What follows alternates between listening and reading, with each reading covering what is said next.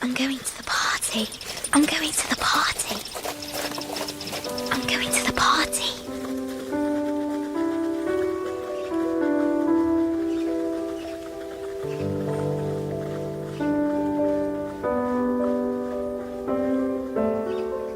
Mrs. Marshall Gurney gave the party for Phyllis's 12th birthday. I was never a good dancer. Madam Bartlett, whose classes I attended as a young child, always said I was a natural stick. And it never mattered to me in the slightest until the party at the Assembly Rooms in Kingsport in December 1900.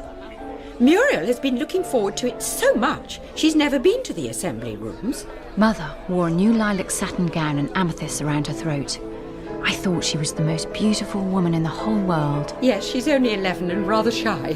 From the crowded doorway to the piano at the other end of the room, the surface of the floor stretched, golden, empty, alluring. Ladies in white drifted across it like swans on a lake. I had to keep reassuring myself that I was really there. This is the party, and it's going to begin very soon. It's nearly time to begin the dancing, Muriel, so you must get your programme filled up, dear. There are lots of little boys here whom you know. Look, there's Freddie and William, George over there. I watched black jackets of small boys approaching small girls in stiff muslin dresses who grew like paper flowers around the walls. Oh, it's a polka. You like a polka, don't you, dear? I don't want to dance. What's that, dear? Why can't I just sit quietly and watch? You must dance. Come along. Oh, but now all the boys are taken. I thought I was saved. I just wanted to listen to the music and wait for the party to come to me. Then... But look, here's Godfrey Neal. Arrived late and not got a partner for this dance. Godfrey! Godfrey! Godfrey Neal. 14, handsome and remote. 1, 2, 3, hop. 1, 2, 3, hop. I beg your pardon? Sorry, I was counting out loud. Ouch! Oh, sorry. Was that your foot? It's all right. A fellow kicked me at footer last week and made no end of a bang. Oh, how awful. Did it hurt very much? Mind that plant! Oh, sorry. Sorry. Do you have to go to parties? Not very. These things are a bit slow, you know. I like footer and, riding. I'm going to Winchester next autumn. Winchester? Isn't that in Hampshire? I think so. Is it a place where they have a lot of parties? I don't know. It's a school. Oh, I see. Thank you for the polka.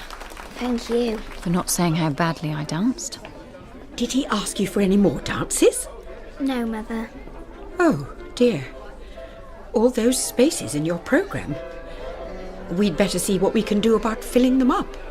And then I realised what the party was about. And that the unforgivable sin was to have no partners and an empty programme. No one was taking any notice of me now, so I wandered off to find a quiet corner. The door of the supper room was open and I saw the beautiful tables laid, the crimson jellies, the jugs brimming with lemonade and orange cup. I slipped inside and curled up on a chair and took out my programme and a pencil. First polka. Godfrey. First schottische. Billy. First waltz. Frank. Until soon, my programme was full. Then I looked around again at the feast spread around me and I took a sweet. Just one small sweet. Nobody could mind.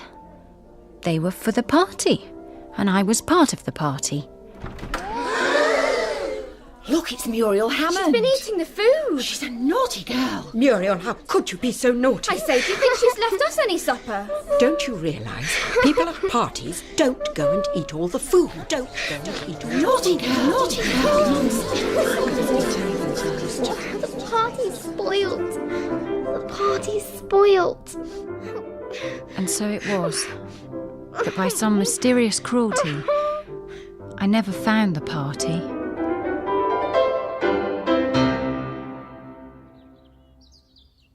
In the village of Marshington, where we lived, Most girls, like my sister Connie and me, were educated at home by governesses.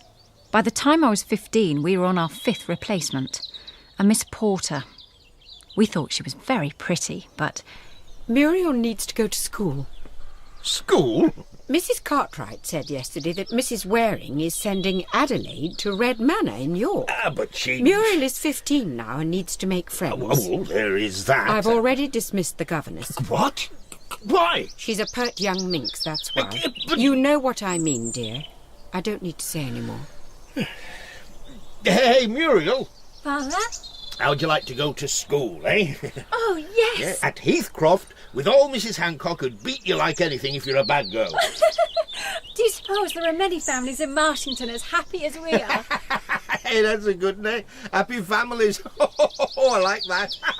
I see a faint shadow cross my mother's face, like the wind blown across a flower.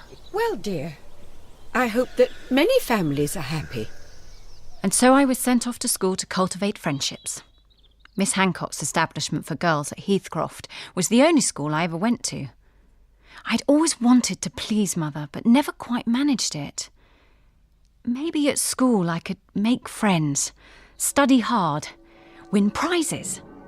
Astronomy? Higher mathematics? Oh no, my dear child, you can't possibly study those subjects. I want more than anything to learn about the stars and do calculations. Well, your mother didn't ask for any such extra subjects. Oh, it wasn't my mother asking, it's me. And anyway, you're a girl. Oh. Muriel, listen to me. It's just that there are some things which are not suitable. Astronomy is all very well for astronomers and professors and so on, but it's not a subject suitable for a girl to learn. I want to be like Mary Somerville when I grow up. She was a mathematician. I read about her in the Lives of Fine Women series. I love mathematics because it's always the same and so sure, and everything else. Life seems so confusing somehow. But how will it help you when you get married? And you wouldn't want to be considered different from the other girls here, would you? Astronomy and mathematics, they'd certainly think you a little odd. I've noticed you do have a tendency to be a touch aloof. Now, you are quite clever with your fingers, I understand, so if you really want to take up an extra subject, I suggest dressmaking. So at first school was a disappointment to me. And I was lonely. I didn't even have the company of my sister. Connie was still too young to attend. Then, during my second term, in the dressmaking class as it happened... Excuse me, Miss Reeve. All right, everyone, be seated, please. This, girls, is Claire Duquesne. Claire was standing at the top of 3 steps, smiling down at us like a famous actress. I want you to make room in your class for her. 15 years old. Not beautiful, but with the confidence of beauty. She has come unexpectedly in the middle of term because her mother has been called to the south of France on account of her father's health. She was unusually dressed, too. A great bow in her hair and buckles on her shoes. I couldn't take my eyes off her. I'd never seen anything like her before. I want you, therefore, to be specially kind to her and to give her a pleasant welcome, as I know that you will. Thank you all immensely. It's very kind of you to take so much trouble over me, but I have no talent with my needle. Felix bet me 5 francs that I would never learn even to sew on a button. Oh, and who is Felix, Claire? Felix? He's my father, of course. You know, the actor. Mamma and I always call him Felix because she hates to hear me say Mamma or Papa. It makes her feel her age, she says, and when you are on stage it is a crime to feel your age on account of the dear public. Really? Well, Claire, I think that perhaps while you are at school you'd better refer to your father by his proper title. Now, go on with your work, girls. Miss Reeve, is there a place for Claire? Well, the only empty chair in the room was next to me. Hello. I'm so very, very pleased to meet you. And the only spare bed was in my room. May I put my powder and bath salts here? Such luxuries only permitted at Heathcroft because she was her father's daughter. And may I use this drawer to store my underwear? Underwear embroidered in a Belgian convent. I couldn't believe my luck at having her in my room. At night, I used to peep above the bedclothes just to check that it was really true. Please, God, oh, please let me get to be her friend. The next day, it was time for the school walk, and I was having my usual fear of having no one to be with in the crocodile. Will you not walk with me, Muriel? I beg your pardon? I have no partner. Will you walk with me? Oh, yes. Yes, if you like, Claire. Do you not think that the girls here are like children? How do you mean? How many of them have had affaire de coeur?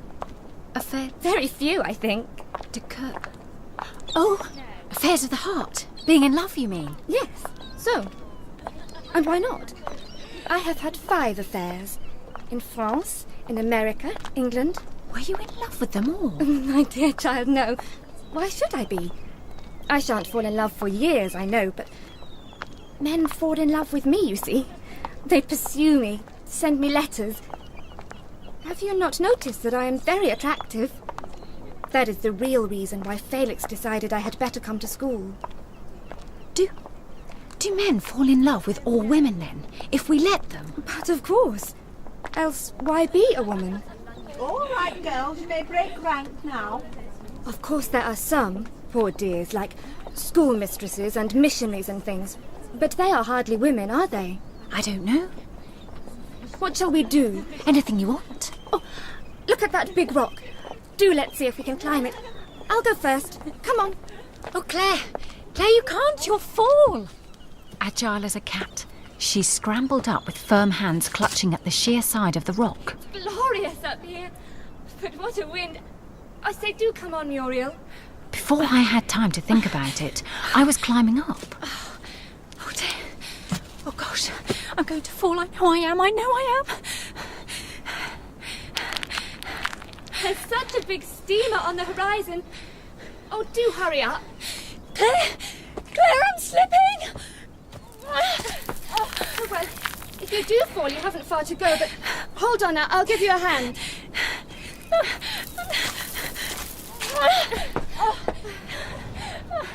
You've got a great dab of mud on your nose. Oh, Claire, I'm so sorry. For what? I was ashamed of myself for risking Claire's own safety, because I had been afraid. Do look at Miss Hancock coming up the path. Watch her hat bobbing along, just like a soup plate. Here, hand me one of those little stones. Quick! Here. Got her! You girls, Muriel, Claire, come down from there at once. How dare you? How dare I come down? Don't prevaricate. And who threw that stone, Claire? What stone? It wasn't Claire, Miss Hancock. We were trying to get to the other path and I slipped and set some stones rattling down. Well, come down at once, both of you. This is no way for young ladies to behave. I didn't know you had it in you, Muriel. You are quite magnificent. I didn't mean to lie. It just came out. But you didn't lie. We were going to the lower path sometime. And you did slip, and that stone was loosened by your foot. It wasn't a lie. It was a stroke of genius. We were friends from then on and shared a closeness that I thought would last forever. But I couldn't have imagined how wrong I was to be proved in the years to come.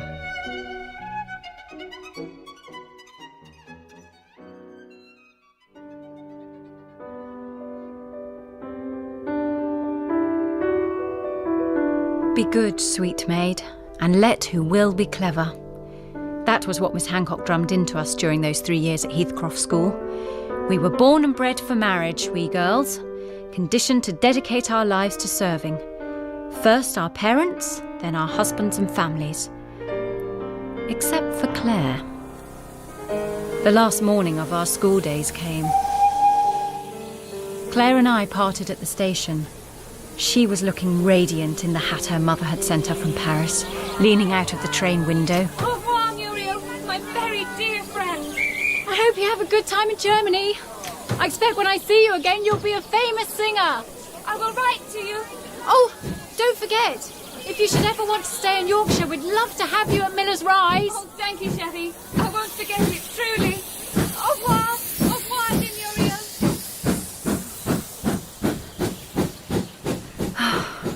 She was gone, and I missed her already. We'd been inseparable for 3 years. I turned round and got on the train that would take me back home to Marshington. My dear child, you were never thinking of going to the recreation club with that terrible handkerchief. You must have a linen one. Being grown up was strange. Everything had a different value. Turn around and let me see. Yes, your belt's fastened nicely. Under no circumstances show your safety pin. No, Mother. And no scent. Scent seems a little fast, I think, for a young girl. And whatever happens, a girl in her first season must not give people the impression that she is fast. Now, have you got all your tennis kit? Yes. Your first time at the pavilion is so important. By the time we got there, I was in a state of frigid, self-conscious terror. I say, doesn't he play beautifully, Mew? My sister Connie spotted him first. Godfrey Neal. Now a tall, splendid young man in perfect flannels, with shirt just open enough to show his fine brown throat. That was a splendid game. Thanks awfully, Delia. And I had danced with him all those years ago, when I'd shamed myself by stealing the sweets. Muriel, do come and join us for tea. It's all right, really. Oh, come on, and your sister. I'm not bothered. Sit here. I was just saying to Godfrey that he needn't think that the splendid game was due to his good play. His first 2 services were abominable. Would you like some bread and butter, Delia? Or shall I get you some of those little round buns? Have they got sugar on top? Sugar? No, currants, not sugar. There's only one bun with sugar on it, and I want it. Then you can't have it. How like a man to think he has an indisputable right to the best bun. Bring me the sugar one. And Godfrey, Miss Hammond hasn't had any tea yet. Oh, sorry. You should let her have that cup. Oh, I'm all right, really. It's your cup. You must have it. Godfrey can fetch another. He's getting fat and lazy. Connie, you have this one. Godfrey, get 2 more cups. No, thank you, Miss Vaughan. Freddie Mason promised to bring me some. Did he? No, but do you think I was going to have her showing off in front of me? You've got no pride. Do have a cake, Miss Hammond. Ah, Mr. Neal. Home from Oxford, I suppose. Have you had some good tennis? I thought so, Mrs. Hammond, but my partner tells me that I've been playing abominably. Muriel, I hope you haven't been scolding Mr. Neal. Oh, but he wasn't playing with me, Mother. As a matter of fact, it was I who scolded Godfrey. He and Miss Hammond are just about to partner up and take their revenge on me. I and Godfrey. Look here, Delia, is that a challenge? Of course. If Miss Hammond has no objection. But I've hardly played this year. I shall spoil your game. If I had thought you played well, do you think I should have chosen you as a handicap for Godfrey? Now, Dennis Swallow can partner me. He's been asking me all day because he wants to practice for the tournament. Muriel, your safety pin's showing at the back. Oh no. Excuse me. Toss for courts, please. Please. Your call. Rough. Rough it is. Right, we'll serve first. Fine, you'll have to face the sun. Come on, Miss Hammond. 15,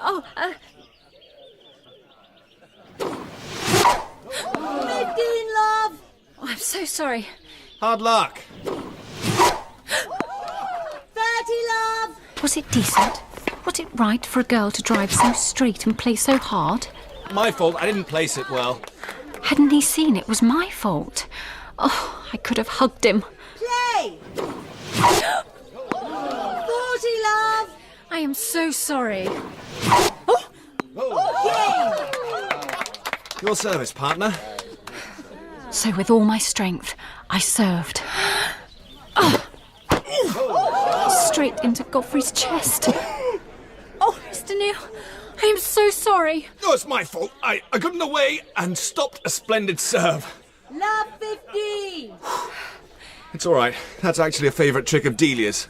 But if she sees other people doing it, she'll stop just from perversity. She's a bit like a cyclone when she gets going. She's a bit like the Day of Judgment, I think. I remember all my misgivings in front of her. She terrifies me. Hey, you two, get a move on or we'll be here all day. After that, I forgot everything except the game. 15-30. Well served, partner. Do it again. And I did. Again and again. And for the rest of the set, and I forgot my faults and my safety pin. Game, set, and match. Oh, well done, Miss Hammond. You must have some more games like that. Well played, Mr. Neal and Muriel. They suit one another well, don't they, Connie? Yes, Mother. Hey, New. Psst. New. Do you know your safety pin's come undone and your blouse is all out and your knickers are showing? Oh, please. Excuse me. Godfrey Neal never asked me to play again. The tennis season closed, Connie went back to school, and I threw myself into the life of Marshington. I learnt to order joints from the butchers and serve cakes at Mother's tea parties and help with the accounts at the Mothers' Union. And wonder when my real life would begin. Telegram. For you. Me? It's addressed to Muriel Hammond. Who's it from? Open it and find out. It says, "Can you have me week or longer? Haribal's have measles. Felix not due England till 24th. No money to go to Italy." Duquesne. What does it mean? It's from Claire Duquesne. That girl you were at school with? Yes, she wants to come and stay. The family she's with, they have measles and... You can't expect her to come here on her own invitation like this at a moment's notice. Mother... Oh, this is really too bad. But I did say, that we should always be pleased to see her. I never thought that she would come, though. Well, I should have been glad enough to let you have a school friend to stay at some proper time. But you know that your father does like to have warning. Surely she has other friends or relatives in England? I don't think so. Her nearest relatives I know of are the Powells in Donegal. The Powells? Powells? Why, is that the girl of whom Miss Hancock spoke? Lord Powell's niece? Yes. Well, why didn't you tell me? Father, we'll never get there. What time did you say the train arrives? 3:45. Well, perhaps it'll be late. But it wasn't. And when we got to the station, there she was, surrounded by a trunk, 3 suitcases, a roll of rugs, a side saddle, a hat box, and a dachshund on the lead. Hello. You are Mr. Hammond, I am sure. But how kind of you to come yourself and meet me. Miss Duquesne. Oh, well, now, nice sort of welcome we've given you, huh? Leaving you all alone on the platform like this. She was more beautiful than ever, in a grey travelling cloak and a little grey toque with a scarlet quill. And Muriel. My dear, how perfectly lovely to see you again. It is so good of you to have me. A lone creature, all bereft. Now that, what about all this luggage, eh? I'm frightfully sorry, but I had to bring all my things from Germany because I don't know when I'm going back. And Fritz was a most embarrassing gift from a student. I had to smuggle him through customs, rolled up in the rugs. Down, boy, down. And I don't really care for him. If you can manage tonight with just one of these bags, I'll have the rest sent up tomorrow. But of course. My man is sick. Oh, I'd have him come down for them now. Only my night things are in that bag, while my yellow dress, which I must wear tonight, is in this trunk. Well, couldn't you... I know. I'll take the dress from the trunk and put it in the case. Hold Fritz, would you, Muriel, Sherry, and take my gloves while I... Mr. Hammond, would you be so kind as to hold these things? She pushed a heap of gossamer lingerie into my father's arms, and a pair of pink lace panties fell on the ground, which was all finally just too much for Fritz. Oh, Fritz! Oh, come back with those... Come on, catch him, someone! Claire started off in pursuit of the dog, who evaded the porter, the ticket collector, and was just about to escape through the wicket gate when a tall, tweed-clad figure strolled onto the platform. I think these must be yours. Said Godfrey Neal, rising to face her and holding out dog and lingerie. They stared at each other for an instant. Then... Of course, if it had been your dog, Mew, it would have run straight into the curate. But I haven't got a dog. Oh, shut up, Connie. Well, I really don't see what all the fuss is about. You think she was a duchess or something? You girls are not quarrelling, are you? No, Mother, it's all right. You're all daft. Mother can't stand her, really. Only she won't say anything before she's had a chance to show her off to the rest of Marshington. Oh, don't be so horrid. Are you nearly ready, Muriel? You're just jealous because we've been invited to the Neals to dinner and you're too young to go. You wait until she's been in the house a bit longer. Then you'll see. I had been seated next to Godfrey during dinner, which I knew pleased Mother, and he had asked me lots of questions. About Claire, who'd been seated at the other end of the table. She was sitting in the drawing room now, on her own in the window bay. She wore a dress of crimson brocade which covered her arms but left her shoulders bare, and her hands lay together on her lap like a pale flower. She was altogether too exotic for Marshington. I understand that you're an accomplished singer, Miss Duquesne. Mr. Neal, Will you sing for us this evening? who told you that I sang? Miss Hammond says you're going to take it up. Professionally. Are you? That is as may be. It is not so easy as I thought to become a great prima donna. They want me to work. I detest working. Why do you ask? I don't know. You disapprove. Yes. I do. Decidedly. You singing for the public? For just any ass? But why not? My mother does it.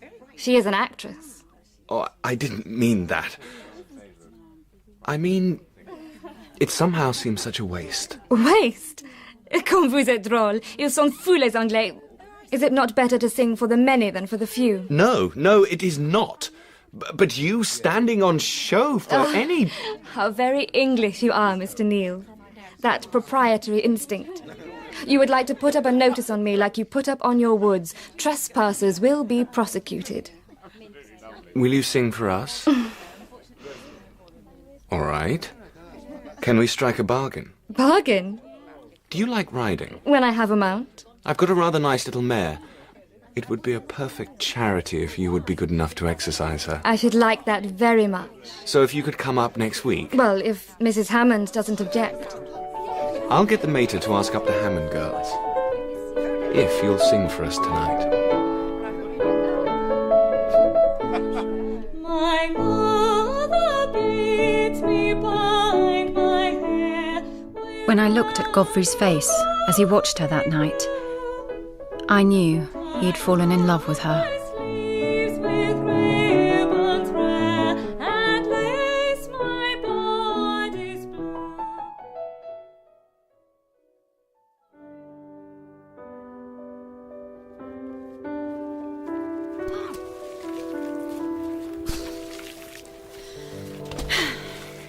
It was nice of Godfrey to send for my saddle. I thought I should have to walk there, carrying it on my head like the ladies in Palestine. What? Have you been to Palestine as well? We three girls were making our way to the Weir Grange. Claire was going riding with Godfrey Neal, while my sister Connie and I were going to tea with his mother. Oh. Connie was stamping in puddles, hoping to muddy Claire's polished boots. She was furious that she hadn't been invited to go riding. Here we are, Claire. This is Weir Grange. What a delightful house. Such grounds.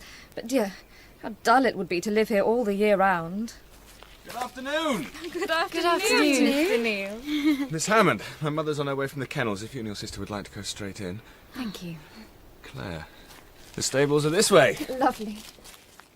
Godfrey's mother had dragged herself away from her kennels and rabbit hutches to entertain us, at her son's request.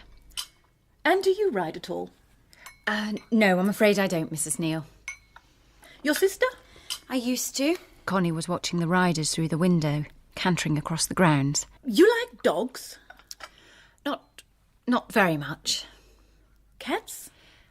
Fairly, when they're clean. I see. Rabbits? Perhaps then you like goldfish, Miss Hammond. Oh, look, they're coming back. Can we go outside and see them? They'll be coming in a moment, Connie. Not them, stupid, the horses. Oh, I say, come on. Mr. Neal! Connie, don't! Please, can I try? Do you ride then? She used to, before Father had his accident and wouldn't let us anymore. If she really wants to, Godfrey. Oh, yes. Connie, you can't. She hasn't a habit or anything. That doesn't matter. I have often ridden without a habit. Here, take my whip. All right. I'll help you up. Put your foot on my knee. I shall count 1, 2, 3, and when I say up, you must jump. Ready? 1, 2, 3, up! You must jump, Miss Hammond. Sorry, I wasn't quite ready. Will you count again? Yes. 1, 2, 3, jump! Connie did jump. But so did the mare. And she ended up in a puddle, splashing Godfrey's perfect breeches. Come on then, we'll try again. Stop showing yourself up. Shut up. 1, 2, 3, up!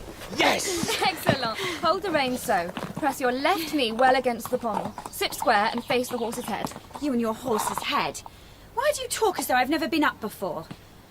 I'm ready to go now. I'll hold the reins and walk with you. Don't bother, please. I'm really quite used to it. Please. Steady now. Ride her on the snaffle. She won't stand the curb. I said steady. Don't use the crop on her. She's bolting. Godfrey, stop her. The gate will stop her. No, the gate is open. You must catch her before she reaches the road. I'll take Blue Boy. Where's he going, Claire? The gate's not that way. He's going to take the hedge. The girth's not fastened. He said he'd never found a horse to leap it yet. Leap? With the girth unfastened? Oh, he'll never do it. He will. Oh, did you ever see such riding? Above the blackness of the hedge, the great horse and its rider thrust up suddenly, a black silhouette. They seemed suspended for a moment, then disappeared. Oh, they'll be killed. No, they won't. The minutes seemed to last forever as we stood waiting.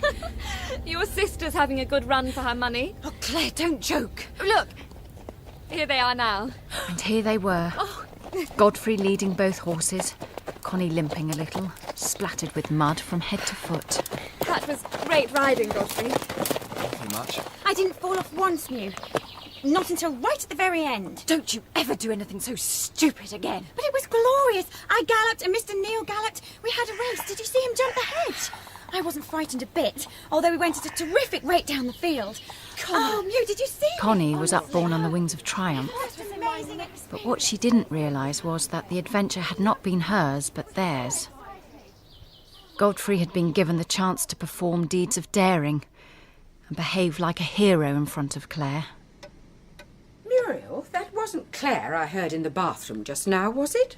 Mother was starting to find fault with everything Claire did. She surely must know by now we don't take baths in the morning. This house is not a hotel. Do you know how long your friend intends to stay? Because she's given me no intimation.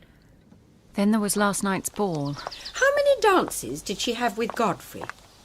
5 or 6? I realise with her continental upbringing she has different standards from us. That might be all very well for Ostend and such places. But when you consider the position that Godfrey holds in Marshington, I think Claire is very selfish. She wants everything for herself. And then I knew Claire would have to go. I didn't want her to. If she went, it wouldn't make Godfrey look at me, and if she stayed, he would never look at anyone else at all. But I didn't care. I didn't care if she danced every dance with him. I just wanted her presence and her friendship to go on and on. Au revoir. Thank you so much. I will write to you, Muriel. Au revoir, everyone. And so Claire left. Winter came and passed, and so too winter dances, and my programme was always half empty. I wasn't what you might call a popular girl with men. I helped my mother, went to church. I started to try and study astronomy with the help of 3 second-hand textbooks and a toy telescope. Then, in April, there was a letter. Muriel, dear, it may amuse you to hear that I am going to be married. His name is Fernando Alvarados. He is a Spaniard, but he lives mostly in South America, where it is gloriously warm and you exist on oranges and play the guitar. So I am not going to have a career, thank heaven, but I am going to try being very rich instead. Felix and Mama are disappointed but resigned, and Ferdy is the most amusing thing God ever made. I adore him and am very happy. Needless to say, he thinks that I am the loveliest thing in the world, which just shows his good taste. When are you going to get married? How is dear, quaint Marshington? If you ever see Mr. Neil now, tell him that I never met a nicer horse than Golden Girl. Yours to eternity. Who is your letter from? Claire. Oh, I hope she doesn't intend paying us another visit. No, but... Not a well-brought-up girl, to my way of thinking. She's getting... She never wrote to thank us for putting her up all those weeks she stayed last autumn. Now, have you got everything you need for the picnic, Muriel? The annual Primrose Picnic. It was a cloudless April day. But that year, Mother was having to stay at home to be with Father, who had been unwell for a couple of days. Mrs. Marshall Gurney will look after you. Oh, no, Mother. I should hate that. Do let me stay and look after Father, and you can go instead. No, that's impossible. You go and enjoy yourself. Go on, dear. Have a good time. I shall manage. I should have seen it coming. Perhaps I did. After lunch, the pairing off. First Nancy Cartwright and Mr. Weatherjay went to look at an old church. Then Miles Buchanan bore off Frida James. And Frida's brother asked Miss Farrell to go for a walk. And couple after couple disappeared into the woods until eventually only I was left sitting. I could hear Delia talking to Godfrey somewhere behind me. Well, you can lie and smoke in the sun if you like, Godfrey. The grass is wet and you are growing fat from idleness. Hey, it's supposed to be a holiday. But I don't care. I, the only socialist among you, am going to celebrate Primrose Day properly and pick primroses. No wonder Delia was unpopular with the other girls. Firstly, Godfrey chose to sit by her in the wagonette, then she monopolised him all through lunch, and then finally she abandoned him to smoke his pipe all alone and went off to pick primroses. The sheer wanton waste of it. Leaving Godfrey Neal, of all men, alone. Who? Godfrey? Oh, hello, Bobby. It was Bobby Mason, the only boy left, asking me to go and look at the church with him. And then, after tea, Delia appeared with Godfrey again, her arms full of flowers. Andy sat by her again in the wagonette on the way back. I haven't heard a word from her. You are as tenacious of your rights over a practical stranger as you are over your tenants. The girl probably forgot you months ago. They were talking about Claire. And of course Godfrey didn't know that she was engaged. But I did. And I'm glad. Glad that I know something neither of them knows. And one of these days I shall tell Godfrey Neal. He'll take notice of me then. I'm going your way, Muriel. Shall we walk together? Oh, yes, Delia, if you'd like. How do you like living back at Marshington? Very much, thank you. What do you do with yourself all day? Help my mother mostly. We are very busy with the nursing club. And I sew a good deal. And I study music and astronomy. Music and astronomy? How delightfully medieval. Why astronomy? Do you mean it? Seriously? You can't study it in Marshington. Are you going to college? Oh, no, I couldn't go away. I'm needed at home. I just do a little reading on my own. Look, you can't go on like that, you know. If you are really keen on a thing and it's a good thing, you ought to go and do it, seriously. But I can't. And it's no use waiting till people tell you that you may go. Asking permission is a coward's way of shifting responsibility onto someone else. Reading at Marshington? It's only a sort of disguise for the futility of life here. Oh, really? I know, I've tried it. Have you? Do you really intend to stay here all your life? To wash dishes that the next meal will soil? To arrange flowers that will wither in a week? To walk in fear and trembling of what Mrs. Marshall Gurney will say? Although you know quite well that she hasn't got the intelligence to say anything worth saying. We can't all be clever. Who said we had to be clever? But we have to have courage. The whole position of women today is because so many of us have sat down placidly in a little provincial town waiting to get married. No wonder men have thought that's all we're good for. Of course, women here are not expected to have ideals, only sex. Look, I don't want to go to college. Some of us have to stay at home. I have my duty too. I see. I am not unhappy here. Stay then, and I hope you'll remain happy. But for goodness sake, stay with your eyes open. Remember, there's only one thing that counts for a girl in Marshington, and that is sex success. Of course, it's an important thing, but it's not the only one. So if that's what you're after, stay and play the game. But if you can't play it well, or if you really care for anything else, clear out and go before it's too late. Thank you for your advice.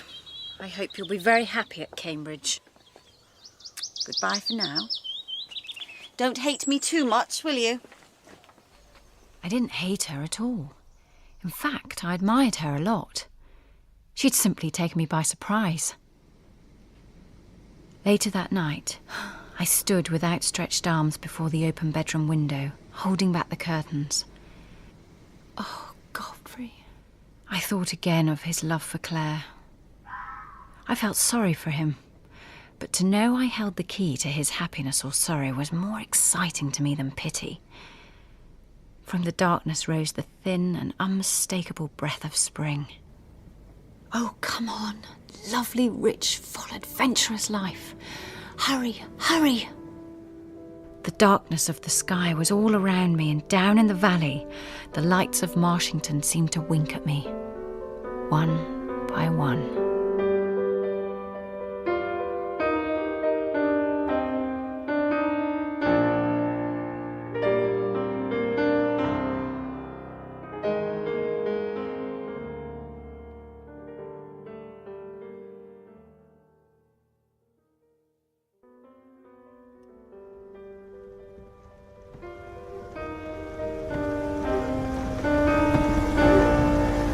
What a night for a dance. If I'd known what it was going to be like, I really shouldn't have come, though I hate to disappoint you girls. Even if Mother had known, she still would have come. It was 1914. 6 years had passed since Claire Duquesne's visit, and most of our contemporaries in Marshington were now either engaged or married. Only a few were left, including Connie and me. Muriel, I wish you'd stop scuffing up my shoes. They're my best pair. Sorry. It isn't as if I could get a new pair any day. Oh, I am sick of this beastly dependence on Father. Mother, why can't we have an allowance? Oh, Connie, I've told you before, I've done my best. Or if you'd let me go on that farm with Hilda. We are not discussing it any further. Now, you did say that Dr. McKissick was coming tonight, didn't you? He said he might come. Oh, I am so sick of dances and girls getting engaged in droves and flashing their rings about. Connie! Well, what's so clever and desirable about marriage, I'd like to know.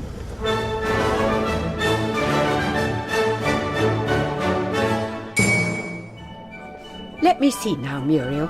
Is it the first waltz or the fifth that you're going to have with Godfrey Neal? Godfrey always waltzed with me once, sometimes twice, at every dance we attended. Oh, the fifth. That's right. And Connie, when was it you said that Dr. McKissick promised to meet us? He never exactly said. He's over there talking to that girl in green. They've just come in. I expect he's waiting for us. Oh, Mother. Hello, Phyllis. Oh, your new dress looks very nice. How are you? Mrs. Marshall Gurney tells me he's from a very old Scots family, you know, Muriel. Just think. Dr. McKissick, my son-in-law, a professional man. I only hope Connie keeps her hair tidy for once this evening. I'll just go and let him know that we're here. Dr. McKissick! So nice to see you again, Doctor. Ah, Mrs. Hammond. Good, good. And how are you? We're all very well indeed, thank you, Doctor. Connie was just saying... I'm so glad you're able to come. May I introduce to you my fiancée? I think you know Miss Hemingway. Your what? But of course. I'm so pleased to meet you at last, Miss Hemingway. Naturally, I remember having seen you at dances and things for years, haven't I? But we've never quite managed to meet.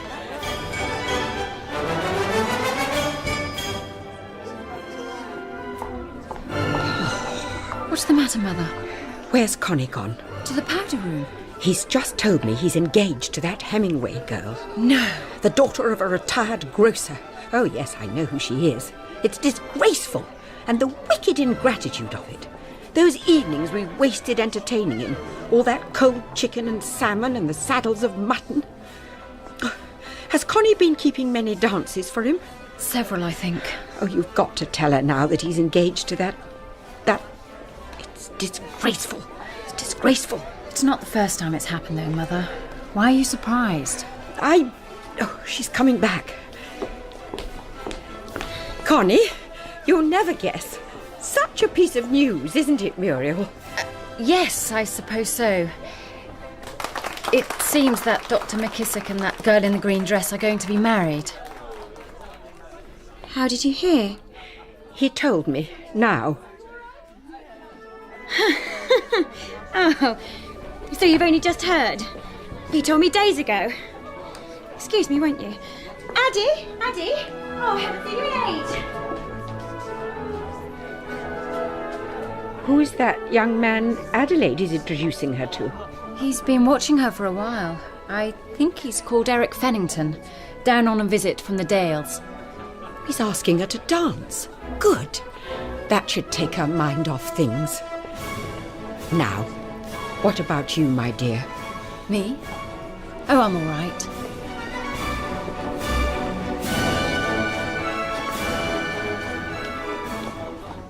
I sat by the wall watching the evening unfold. 2 years ago, I would have smiled uncomfortably over my fan, pretending to wait for a non-existent partner. But now I was tired of pretense. This was the way things were. There were always some people who danced and some people who sat by the wall, watching, until the candles gutted in their sockets. Although not even I was to sit by the wall all night, because eventually the time would come for my waltz with Godfrey Neal. He liked regularity and tradition, and after waltzing sedately together, we now sat on a plush-covered sofa in the corridor. You know, I always enjoy our dances. It's very kind of you to say so. I feel comfortable in your company. There was a screen just along the passageway from where we were sitting. No, Eric, you mustn't. No. The voice came from behind the screen. Stop it now. Don't you dare. Godfrey didn't recognise the voice, but I did. Bad boy. You naughty, naughty boy. I had to get Godfrey away from there as quickly as possible. In another moment, the orchestra would play, the next dance would begin, and Connie would emerge from behind the screen. Isn't there rather a draught here? Yes, I think there is. Let's make our way back. Of course, if you wish.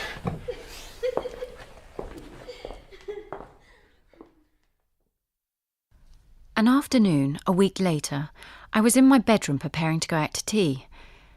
Connie, who had been very withdrawn since the dance, was curled up in the window seat, reading. Listen to this, Mew. And as he approached her, her heart beat faster. In all that crowded room they were alone. He only took her hand, but his eyes caressed her, and youth and spring, sweet with laughter, clamorous with birdsong, leapt from the loneliness to meet them. Their formal greeting sang like a passionate poem, and in the shadows of her eyes he saw the darkness of the perfumed night. Do you think a man could ever make you feel like that? I don't know. Love. Are you sure you don't want to come with me?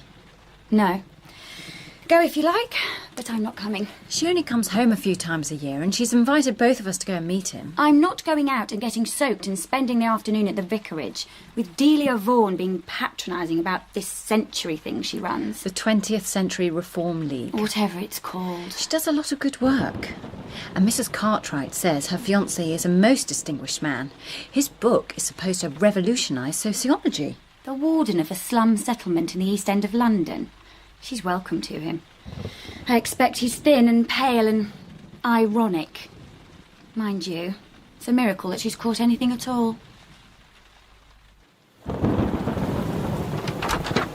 Muriel, come in. You must be washed away. Oh, hello, Delia. If I'd known you were going to walk, I'd have told that idle creature Godfrey to call for you in his new car. Oh, I didn't know Godfrey would be here. Oh, yes. Through here. We're having tea in the library. Now, Godfrey you know already. Miss Hammond. Good afternoon. Now, Muriel, this is my fiancé, Martin Elliot. Martin, this is Miss Hammond. Miss Hammond, I'm very pleased to meet you. Go on, shake hands. He wasn't at all as I had imagined. He was so ordinary, somehow. Stockily built, tousled hair. His tie was crooked. He looked a bit like an untidy farmer. I must have been staring at him. Delia, she doesn't like me. She doesn't like me a bit. I'm not surprised. You look like an absolute hooligan, as if you've been in a fight. Have you been arguing with Father again? I simply said that people in a district like the Brady Street area of Bethnal Green cannot understand the Gospels. And in a case like that, to sell all you have and give it to the poor is simply unsound economics. Don't you agree with me, Godfrey? I'm afraid it's not much in my line. Muriel, I must apologise. Oh, no, it's fine. I do like him. I really do. Thank you. You are lucky, Martin. And Muriel is the person to argue with on economics. And on morals. She has the mind of a mathematician. She ought to have been on the staff of the statistician instead of giving sewing classes in Marshington. How much am I to take seriously from that mad woman? Do you really take sewing lessons? Yes. I think that must be interesting, because all teaching is rather fun, I think, don't you? But I don't really do much sewing. You read, then? Not much now. I used to, but the books in Kingsport libraries are all so much alike, and one gets out of the way of ordering other things. Have you found that too? We talked and talked all through that afternoon. Teaching, politics, the Irish question, sociology, and he asked me so many things about myself. Don't you think, about the books one borrows from most circulating libraries, that they are nearly all the wrong way round? How do you mean? I mean, short stories with happy endings and long stories with sad ones. It's quite wrong. Why is that? Surely it's the short story that should end with tragedy, because only sorrow swoops upon you with a sudden blow. But happiness is built up from long years of small, delightful things. You can't put them in a short story. I looked across at Delia in her red dress and I thought, this is what he means. Years of sitting by her in a firelit room full of books and talking pleasant nonsense. Rain-washed gardens when the birds call. Work that is fine and hard and reaches somewhere. Marriage such as theirs will be. You can't put all those into a short story. Oh, I thought he was a wonderful person, and I felt at home, at last. Among people who spoke my own language, I felt as though after many years I had returned to my own country.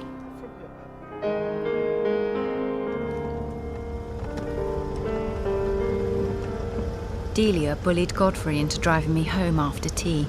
I don't think that fellow Elliot has improved her much. She still tries to show off a bit, I think. Oh, no, it isn't that. It's just that she's happy. And when Delia is happy, she talks nonsense. I gave her as good as she gave me about the Irish question, though. But I don't agree with women talking politics, I must say. You've not been to see us at the Weir Grange for an awful long time, Muriel. It is a long time. Not since that time Claire stayed with us, and Connie tried to ride your horse and it ran away with her. Claire, of course. I remember, yes. Claire Duquesne. What ages ago, and what kids we were. Do you ever hear from her at all? Not for years. She married, you know, a Spaniard, and they went to live in South America. I see. I should think life there would suit her. She loved warmth and sunshine, gaiety. He was rich and musical too. If by any chance you should see her again or be writing, you might remember me to her and say I hope she's very happy. If ever I'm writing, I will. Thanks for the ride. The car runs beautifully. Yes, she's not a bad old perambulator, is she? Would you care to come out for a spin in her? In better weather. Thank you. I should like it very much.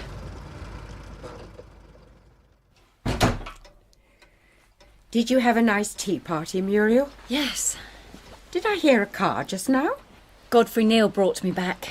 Ah, I see. Is Father in? No. Oh, perhaps he stopped off at the Kingsport Arms. Perhaps. Godfrey has asked me to go for a ride in his new car some day soon. Well, dear, that will be nice, won't it?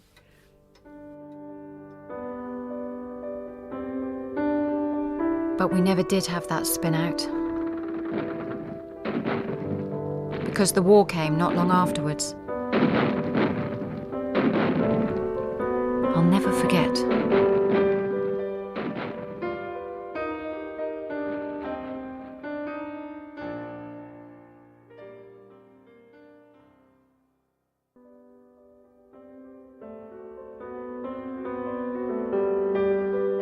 November 1914, and the men are all joining up to fight in Belgium.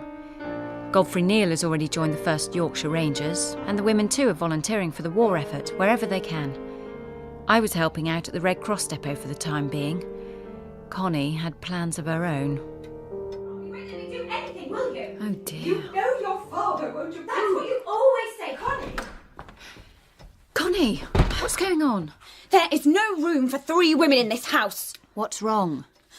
I want to go and work as a land girl on a farm in North Yorkshire. That's all. I've written and there's a job waiting for me there, a place called Thrale. Is it so important to you? Yes, but she doesn't want me to go. I don't see why. You know what she's like. Wearing breeches and letting the family down, she says. The snob. Father might let you. Father won't hear of it, she says. Well, Father's the reason for her bad moods, of course. Him and that fat barmaid at the Kingsport Arms. Connie! Well, I'm going anyway. They're expecting me at the farm next week. And go she did. Went to work amongst the turnips, the sheep and the cows. And Mother, as always, was forced to build a victory on the foundations of defeat. Oh, yes, Mrs. Marshall Gurney. The country life suits her splendidly. She was always fond of animals, you know.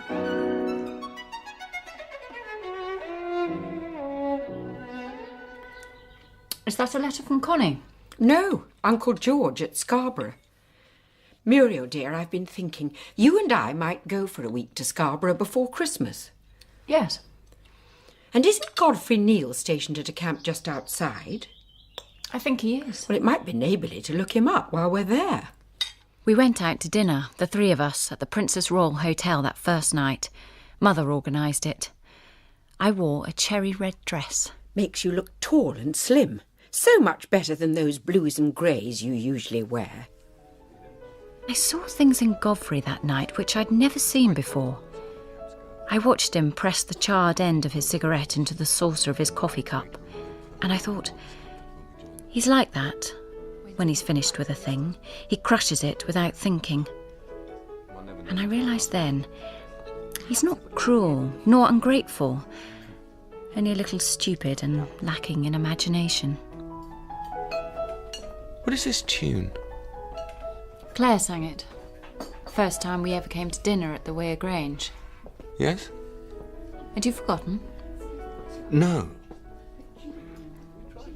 I think whatever happens, that I shall never forget her. And for the first time, I was aware that someday he might ask me to marry him, simply because he knew I would not ask him to forget.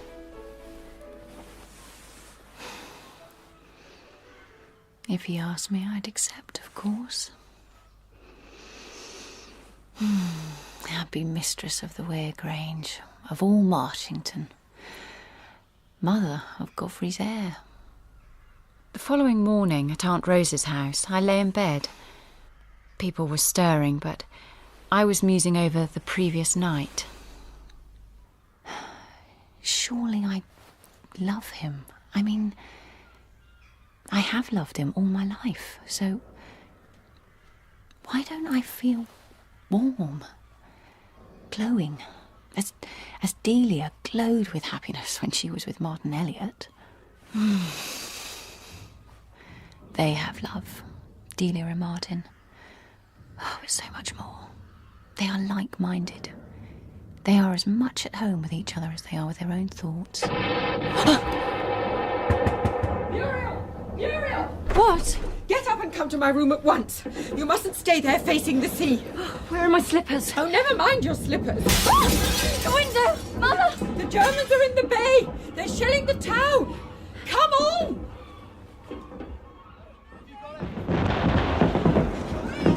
Stockings are falling down. Never mind. They say the Germans are landing at Caton Bay. It's too foggy for them. They'll never find their way. Run! Just keep running. We ran as fast as we could away from the town and the sea. It was so foggy, a blank wall of fog. It felt as if we were moving along on the world's edge. Down to the right. The right. They're firing straight in front of us. There's a small child being pulled by a great dog. An old man leading 2 pretty young girls with great coats above their nightgowns. People pushing wheelbarrows and cars and bicycles, and a girls' school in uniform marching in crocodile. Oh! This is real. This is a great adventure, and no one knows where we'll be tomorrow, and nothing matters now like success or failure, but only courage. This must be why the soldiers sing when they get to the trenches. And I want to die now, while life is simple, rather than face Marshington again and its artificial complications. Suddenly, a lorry swings down the road and stops with a lurch at the side of us. The officer in charge stands up and I turn, and there, clear in front of me, smiling down. Muriel? You all right? Godfrey! Yes! We're going to Suma!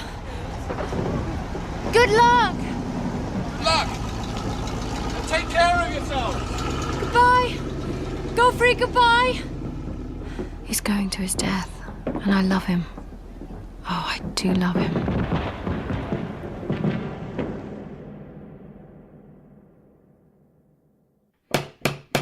Muriel, answer the door.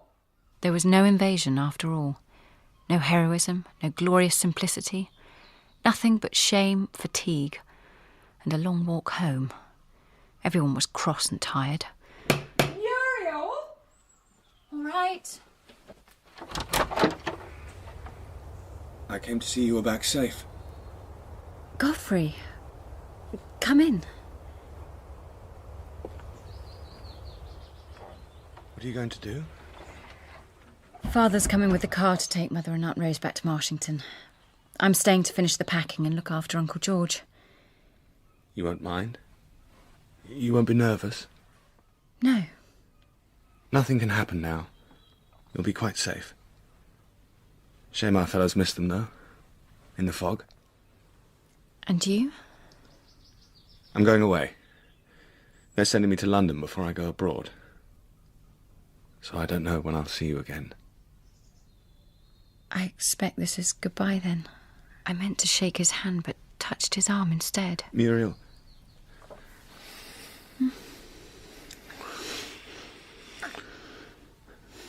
Oh, Muriel, Muriel, come and help me bring your aunt downstairs.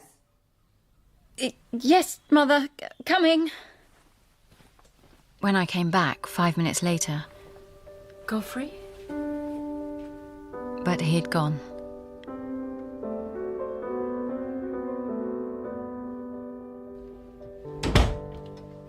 Had a good day at the depot? We had returned to everyday Marshington life. Tiring. My back is breaking. Any post? One from Aunt Rose. Nothing from Connie. Or from Godfrey? Why didn't he write? Everything's nearly back to normal in Scarborough now. He kissed me. Didn't that mean anything to him?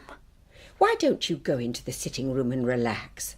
I'll get Annie to bring you some tea. There are a couple of new magazines just come today. Or perhaps he thought I made myself cheap. And then, in the fashion pages, the picture of a radiantly beautiful woman caught my eye. She has recently returned to London from South America to take part in the organisation of concerts for our brave lads. All society is speaking of her lovely soprano voice. It will be remembered that her husband was killed about a year ago. Claire Duquesne. Some weeks later, I met Godfrey's mother at a benefit sale, and she told me what I dreaded to hear. She had had a letter to say that he and Claire had met up in London and were now engaged. He had always loved Claire from the moment he met her, and he was used to getting what he wanted. His mother was not pleased. Neither was mine. She's so unsuitable. A girl like that will never settle down to the country. She'll paint the drawing room yellow with black stripes and fill the house with Italian tenors. Wasn't it ripping? I adore Angela Tharrop. I saw her once at the Camp Cinema at Hurlscar.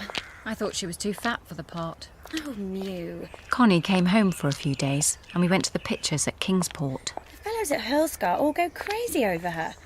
You're so terrified of anything with a bit of life in it. You ought to let yourself go a bit. Let myself go? They get some jolly good films on. Godfrey would have loved me if Claire hadn't come back. Last week. It was And perhaps one day, when Claire has got tired of him... We're just in time for the 10:20, look. No, he won't remember me any more than any of the others. Every man kisses a girl these days before he goes to the front. Look, there's Delia Vaughan. Delia! Come into our compartment. Muriel, Connie. Great. Thanks. Oh, thought I'd missed it. How are you? Got leave? Yes, 10 days. I've come home to be married. Really? Fearful indiscretion. But Martin bought a special licence and Father insisted on doing the thing himself. How exciting! I know.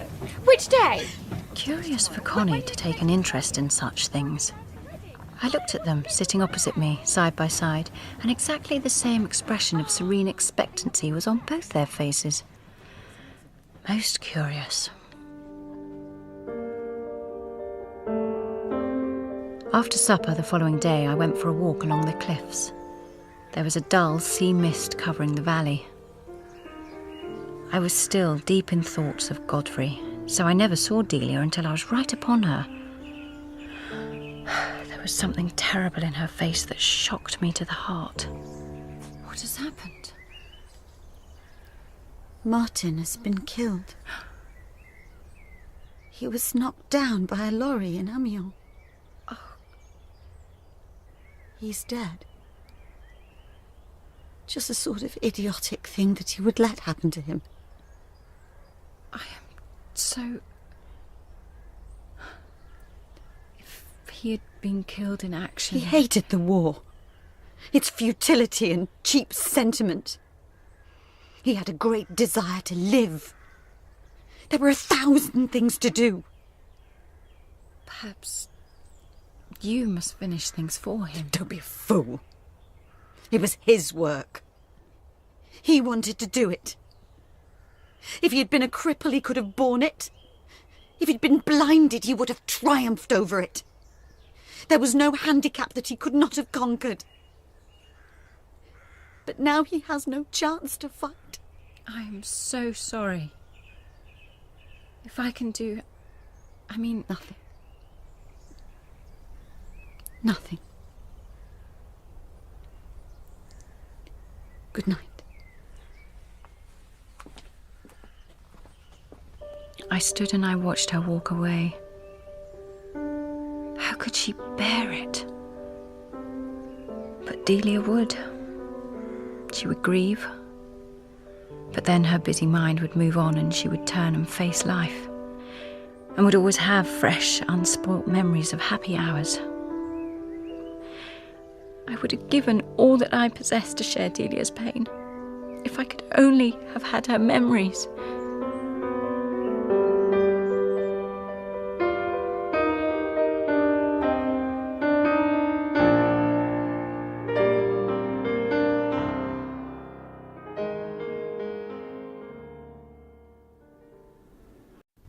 September 1915. Godfrey Neal and a host of others from the area have been posted abroad to Europe.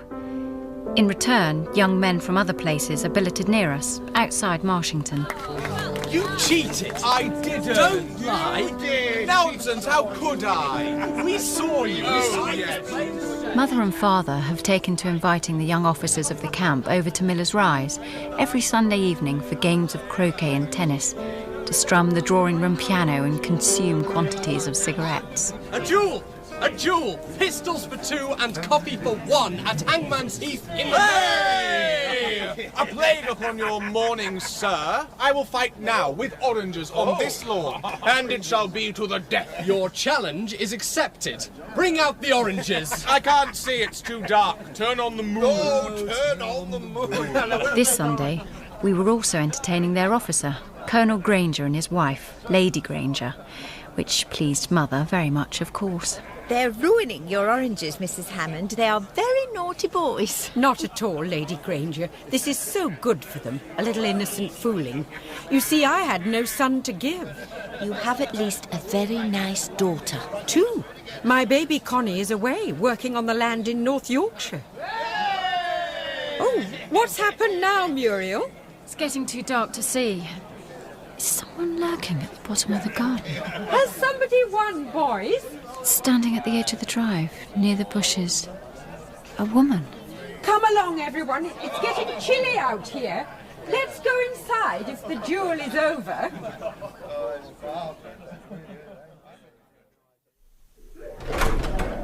Miss Hammond, will you play the piano for us? Yes, of course. And may we borrow the gong from the hall? Why? We need a drum for percussion, but the gong is the next best thing. We'll put it back when we've finished. Hey, look what I found! No, you don't take your hands off me. No! It's Connie. Connie? She was sneaking off upstairs. My sister. Sorry, I thought I'd go and change before coming into the drawing room. These clothes. What are you doing here? I had some unexpected leave, so I thought I'd come and surprise you all. That's all. Come on into the drawing room with you, because now that I've caught you...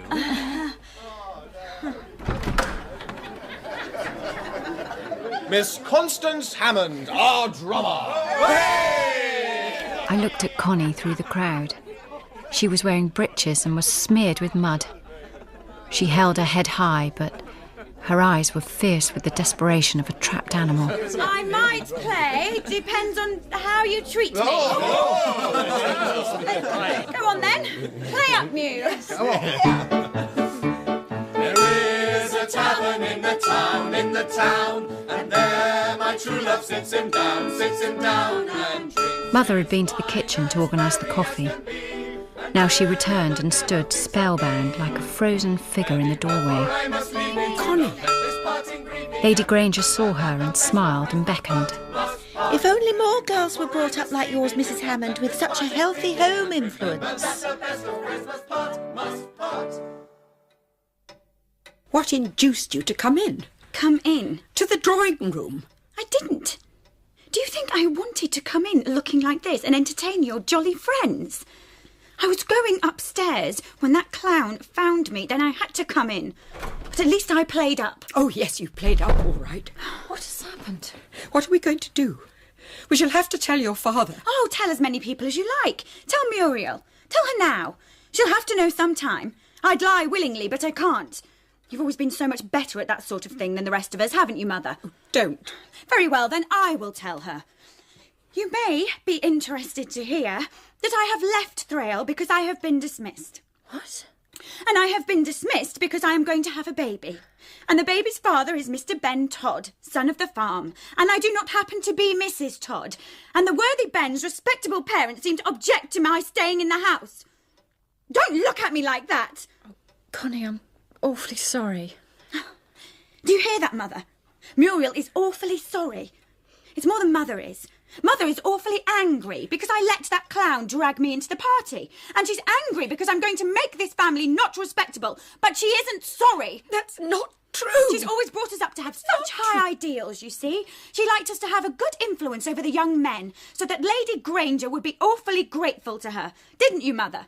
And you wouldn't let us work or go away or have any other interest because you were afraid of us spoiling a chance of a good marriage. And if we didn't get partners at dances, we were beastly failures. And if our friends attracted more attention than we did, they were sent away. Connie, stop. And it was all because of our healthy home influence, wasn't it, Mother? And now that one of us has taken the only means she sought to fulfill your wishes and get married, and it hasn't come off, you're very angry, aren't you? But you aren't sorry. Don't, please. And if I'd been successful, you wouldn't have been angry, would you, Mother? Stop it, Connie. If I'd been like Muriel, I'd have sat at home, perhaps, and waited for things to happen. But I wasn't like that. I wasn't made to spend my life sewing for charity. If you wanted your daughters to be perfect ladies, why did you marry Father? Him and his fat barmaid, you knew what he was like. Connie! And I am supposed to take after him? Oh, be quiet. You shan't speak like that. Oh, what shall I do? What shall I do? Oh, there he is now. There he is. Hello. Not to bed yet? What's wrong? Now then, Connie, what's the meaning of all this? Father went to Thrale to talk to the Todds, to persuade them to let Ben marry Connie. The evening he was due back, we waited and waited. Mother and Connie and I. I won't do it. I hate him. I hate Ben Todd. Oh, Mother, let me go away by myself. I'll manage. I'll do anything. I'll work my fingers to the bone. I'll never come here again. I can't go through with it. Connie, We're doing the best we can for you. You must help us. But if Father fails... You don't know Mrs. Todd. She'll lie and lie. They'll say I encouraged him. Ben always does what she says. He can't fail. He can't fail. Yes, but I can. I won't go back there. You don't know what you're sending me to. The Todds are awful, awful. You should have heard them. They were all against me. They're proud. They're terrible. There's no bitterness like theirs will be to me. If you send me there, I'll never, never have another moment's happiness. They'll watch and they'll watch. They'll suspect everything I do or say. They're hard. And that fearful old cripple, his father, sitting in the corner, watching. You'll send me to that, just to save your skins, just to save your snobbish, rotten little ideas. No, God, don't. It isn't true. It's for your sake. You mustn't say things like that. You're backing them up too, are you? Of course. Your mother's little darling, always.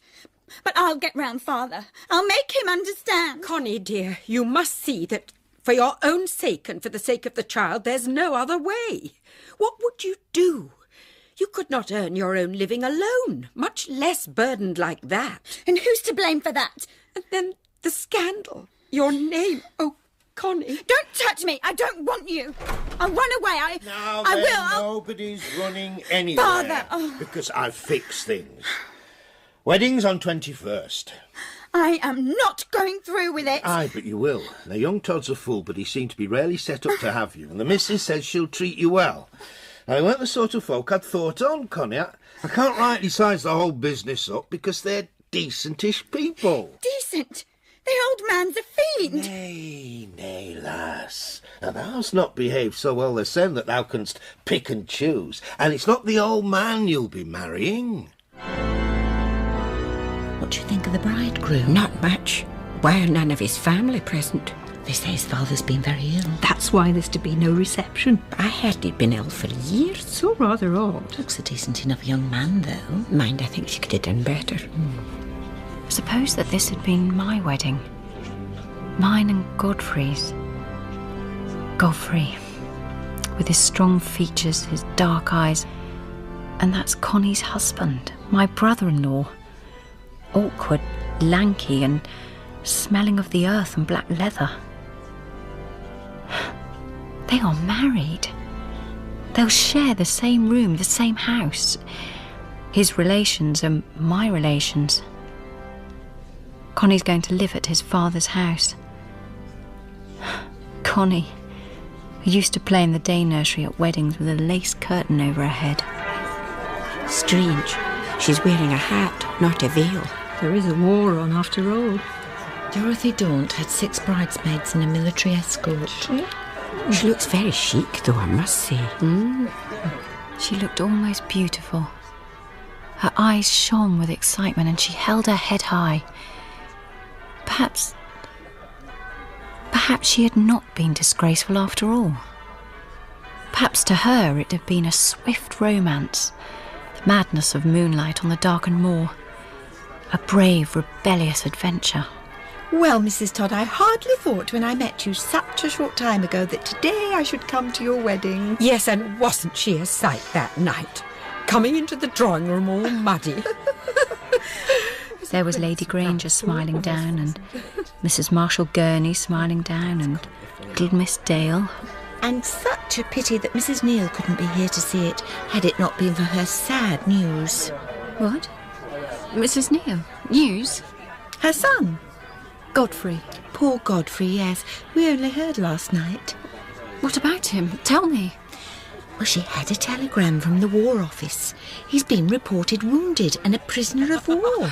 Of course, reports are not always true. Godfrey. And it could be that he's not badly Oh, poor wounded, but Godfrey. naturally his mother is worried today. He mustn't be hurt. Oh, God, don't take him out of the world. Don't let him die. Even if he has to marry Claire, make him come back.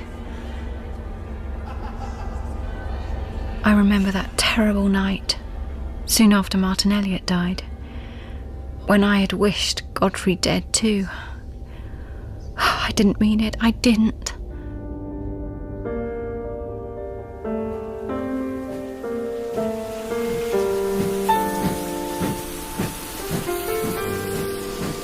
Mew, is that you? Connie! thank you for coming. Oh, by Jove, it's good to see you. You shouldn't have come out in this awful weather. My dear, this is nothing to what you can get in Thrale. We didn't know what weather was at Marshington. Come on, there's the cart. Tom, come and get this luggage. In the 4 months since the wedding, it was surprising how little I had thought about Connie. Here, wrap this around you to keep you dry. The news of Godfrey had wiped her almost completely from my mind. I'm so glad to see you. You can't imagine how unhappy I've been. And it never gets any better. I try to be brave. Oh, come on, Connie. Do you remember Bunyan's hymn that we used to sing? Who would true valour see? Let him come hither. One here will constant be. Come wind, come weather. There's no discouragement shall make him once relent. His first avowed intent to be a pilgrim. Of course I remember it. Who but themselves And then, at the top of a steep incline, the high farm came into view, facing westwards across the moors. Stark, bare to all winds. 5 narrow windows above and 4 below stared blankly at the winding road like eyes without eyebrows. A few farm buildings huddled to the south and crept behind the shelter of the hill, but the house stood square to the wild wind and the wild sky and the waiting menace of the moor.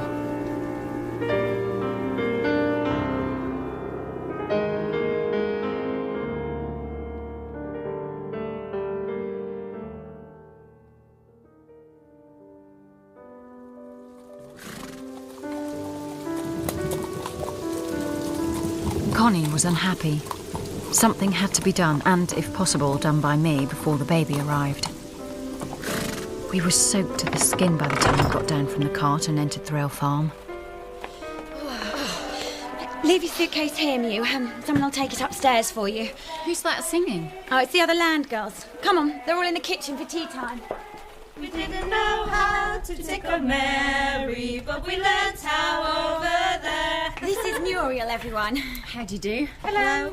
My mother-in-law, Mrs. Todd. Muriel, you're not as big as your sister. And that's Winnie. Hello. And Gert. Hello. And Alice. Pleased to meet you, I'm sure. Alice was crocheting with great intent. Some women take to crocheting like others take to cigarettes. Where's Ben? Didn't he come to meet you? Connie, you want to get out of them wet things before you catch your death. Go along with you girls now. You're messing up my floor.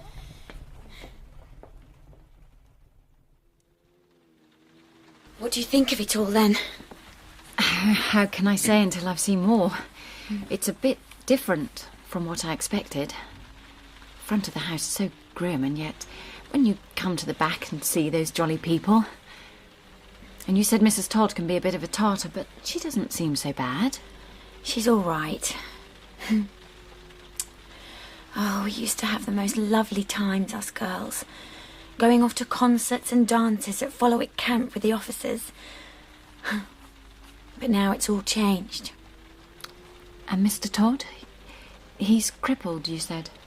After an old accident years ago. He lives in the parlour and never comes out. He's got religious mania. He reads the Bible all day and talks like a lunatic, and he hates me because of Ben. I don't see that he has any right to hate you. After all, it was his precious son who got you like that. Everyone hates me. And Alice, well, she gets her knife into me when she can. And you never get away from them for a minute. And tea time's the worst. They all sit round at that big table and they eat and eat. And I've got to sit there and feel they're looking at me and thinking things and nudging each other. It'll be better when the baby comes. You'll have lots to do then. Oh, I don't know. Sometimes I get scared. And I wish I was coming home to have it. Or that Ben and I could be on our own. Old Mr. Todd has got a lot of land. There's a little farm over at Fallowdale that's let out to tenants. If he'd only let us go there to live. Oh, Mew, would you speak to him for me? I'm so awfully glad you've come to stay. You will help me, won't you? Oh, Connie. I stayed on at Thrale for a fortnight, watching, thinking, wondering. I did try several times, and I got as far as his door. Then I imagined Mr. Todd's relentlessly piercing eyes. No, I can't. The same fear kept coming back to me. What if I made things worse? Finally, I braced myself. The room seemed to float in liquid firelight, and through the dancing shadows I saw the shape of William Todd, lying there by the window, gazing out across the moor, hawk-like. What do you want? Please, Mr. Todd, can I speak to you? Evidently. I cannot get away. I wanted to talk to you about Connie. You know that when she had to marry my son, to save her own name from disgrace. Well, I don't see that it's such an awful thing to do. After all, many people don't even marry. Because the many have sinned, does that excuse the guilt of one? I think not. Look, I don't pretend to judge. What I do feel is that living on here is really bad for them. They're never alone for a minute. Everyone reminds them of what they did and laughs and sneers, and they're probably all just as bad but more careful, and it's terrible. Go on.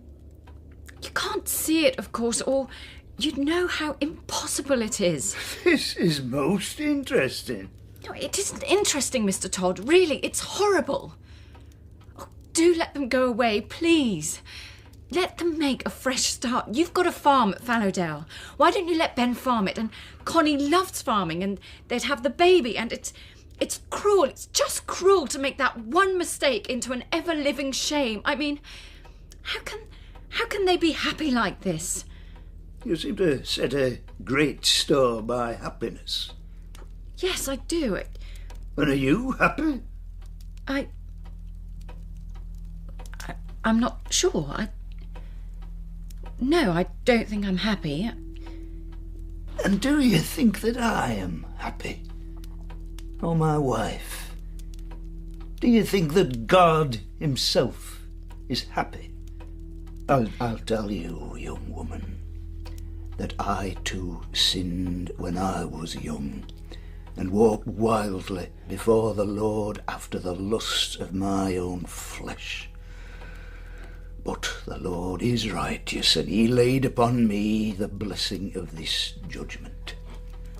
I know you have suffered, but because you are unhappy, why should they have to be so miserable? It is part of their punishment. It's not. It's not. You think that because the Lord punished you in a special way, you sinned some great particular sin. I don't believe that it was a great sin. And probably your accident was nothing but an accident. And you've been brooding and brooding until you think that you had a dispensation of providence specially made for you. And so now you are going to make one for somebody else. I hate your religion, or whatever you call it, if it gives you the right to make other people miserable. Until my boy is shamed to the soul, I will not let him go. I felt utterly defeated as I walked back from the parlour. Letter for Connie, Muriel. Looks a bit battered. She's resting. I'll take it up to her. Foreign Service stamp. Thanks. Tea in half an hour. All right.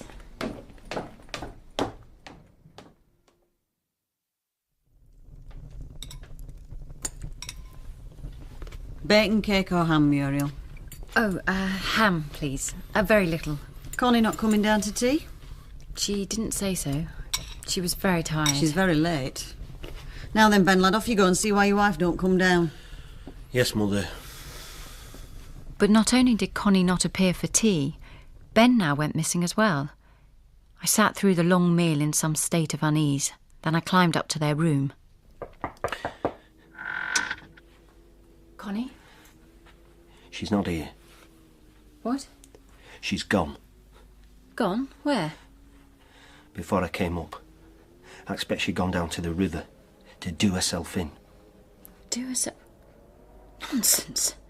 How dare you talk such wicked nonsense about... Read the letter. What? Did she leave a letter? Letter that came for her this afternoon from Eric Fennington. Fennington? I've heard that name before. He were an officer stationed up here before he got posted. Here, read. Out loud. Dear old girl, who's been having you on that I'm married to Sissy Bradfield? It's old Ernest, my brother, she collared. They were married last July. I can't think how you made the mistake because Alice knows Sissy and knew all about it. We have the same initials, of course. You must know that you are the only girl in the world as far as I'm concerned. Rumour hath it that in another 2 months we may get leave, and then... What about another room at Scarshaven Hotel, eh? I'm not the marrying sort, you know, but sometimes I think that when this war's over, I'd like to settle down. How would the idea of being Mrs. E.F. seem to you? What about another room at the Scarshaven Hotel, eh? And then she comes whining back to me saying I must marry her because I've ruined her life. But she led me on. We must find her. No. She led me on. Let her drown now. Have you lost your head? She betrayed me. She shamed me. And you? Get out of my room. You're scared of the dark, aren't you? Go and find her corpse knocking around the moor like an old sow drowned. Go on. Get out.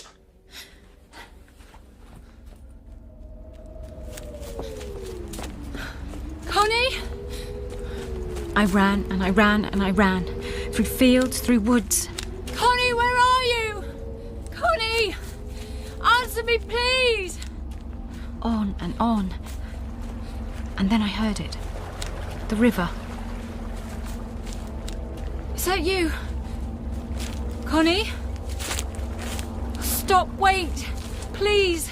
Go away and leave me. I'm sick of you. No, I'm not leaving you. Come home. Come back with me now. If you come a step nearer, I'll jump into the river. I'll jump. Oh, Muriel. I've made a mess of my whole life. Did you read Eric's letter? Yes. He would have married me. It was Alice and her spite that ruined me because she wanted Eric.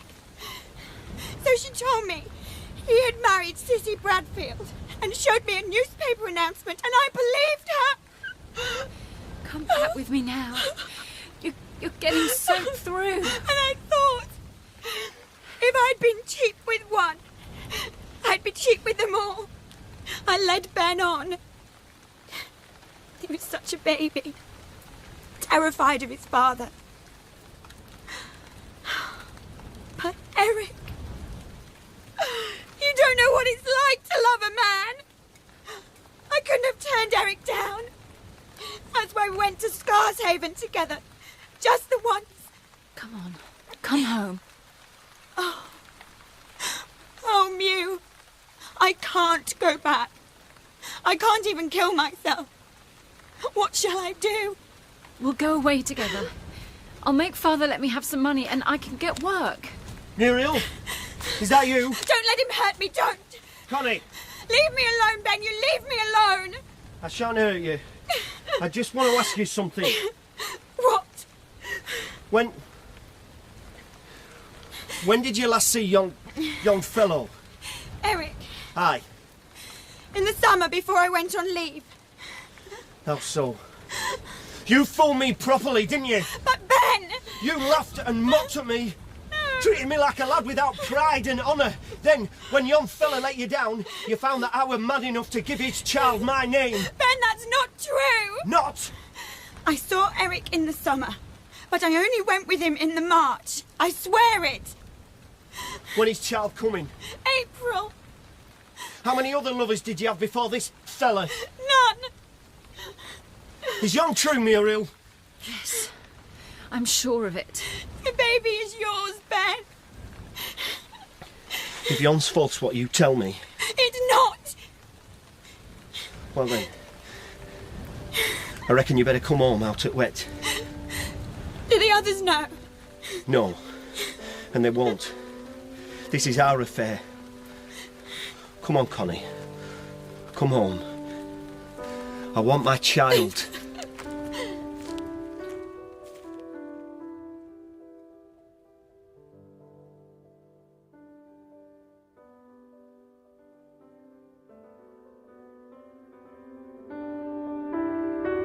Three things seemed to happen very quickly.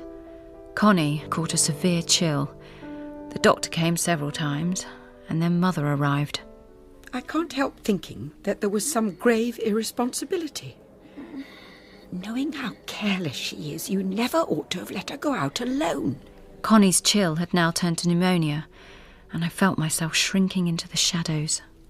Why didn't you see that a second opinion was called in? We didn't think she was so ill. Dr. Merriweather said... Dr. Merriweather, a North Riding country practitioner, really, Muriel. But of course you never had any initiative, had you? She's not going to die, is she? No, of course she isn't. Father says it'd be a judgment on us. The days passed. Mother sat up half the nights and I the other half. One morning, when I had to hold my head forward so as not to fall asleep, she seemed to rally. You... Yes, my dear. It would be a funny thing if I was to die after all, wouldn't it? You aren't going to die. I don't want to. I want to have the baby.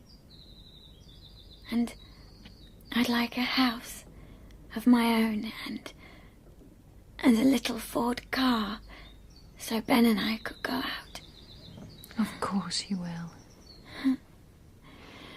Don't let me die, Mew. Please. But Connie died that night. And in the morning, Father arrived. Where's your mother? Through here. I'll show you. Rachel. I watched him enfold Mother in his great arms. There, little woman. There. And stroke her bowed head. Shush now, it's all right. Poor Connie. But you did your best. She let him treat her like a child. You did everything, little woman. Everything. I know. You've been wonderful. Neither of them noticed I was there. I watched for a while until I realised they didn't want me. Only each other.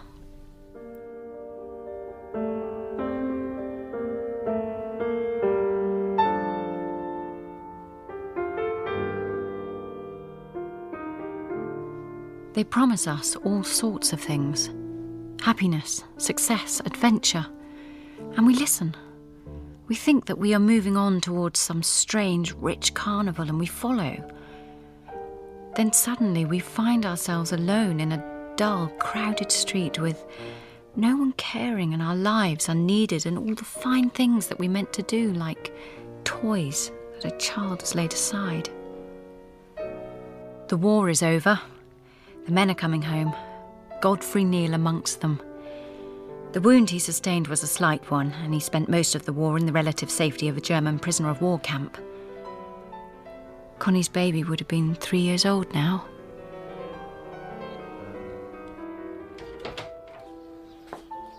Hi, Mother. It's Wednesday, and the meeting of the House Committee for St Catherine's Home for Unmarried Mothers has just ended. Everyone has gone into the drawing room for tea, except for the vicar, who is just about to leave. Ah, Muriel, my dear. Mr. Vaughan, aren't you going into tea? Has Mrs. Cartwright gone into the drawing room, do you know? I expect so. Muriel, then I appeal to you. I certainly want some tea. I would like one of your mother's scones. But to get them, I must face Mrs. Cartwright. Now, won't you take pity on me? Mayn't I be spoilt for once and have my tea in the dining room? Of course. I'll get you a tray. Noticed any change in Marsington since the war ended? Change? I don't think so. People are still washing dishes to be dirtied at the next meal and giving tea parties to be envied by other men's wives. That's a rather pessimistic view of things, isn't it? Is it? Perhaps it is. I wonder what it is that's made you so cynical. How is Delia these days? I must say I'm unhappy about Delia. She's working herself to death with the 20th Century Reform League. Meetings in Hyde Park, heart-to-hearts with bishops, MPs and prostitutes. Some really quite alarming articles in the press, my dear. She lives in one of those terrible clubs in London, eating a diet almost exclusively of boiled eggs and kedgeree. She's very thin. She was never very fat. Since Martin Elliot's death, she seems to have been capable of anything but sanity about her personal surroundings. Poor Delia. It was terribly bad luck. But then she has her work. Women who have their work have an immense thing, even if they are unfortunate in the people whom they love. It's when you have nothing, neither work nor love, nor even sorrow, that life becomes intolerable. That sounds a dismal picture, doesn't it? Delia saw Godfrey Neal in London. He'd just come back from Germany. I'm very glad he has come back safely. I'm sure Claire, his fiancée, must be glad. And his mother.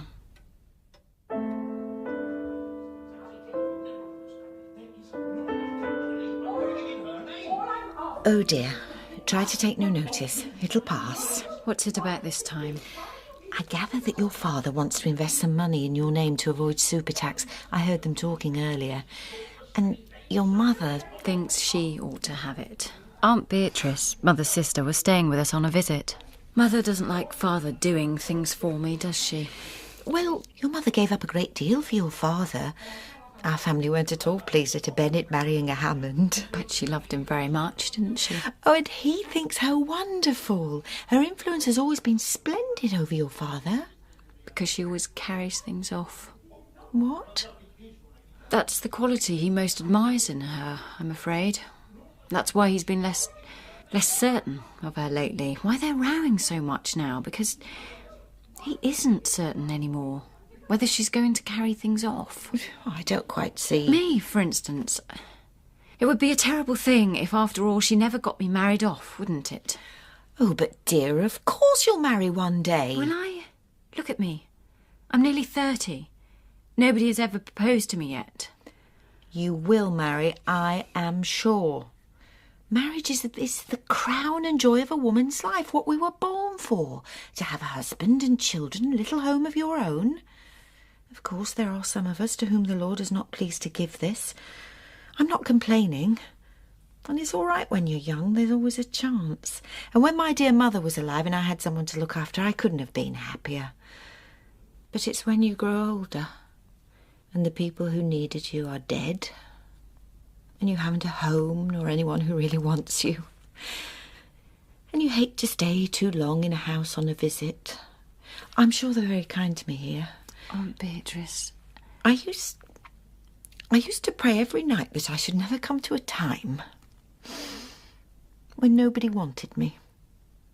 Oh, Muriel, my dear, if ever a good man offers you the chance of a home, of children, of some reason for living, don't throw it away. Don't.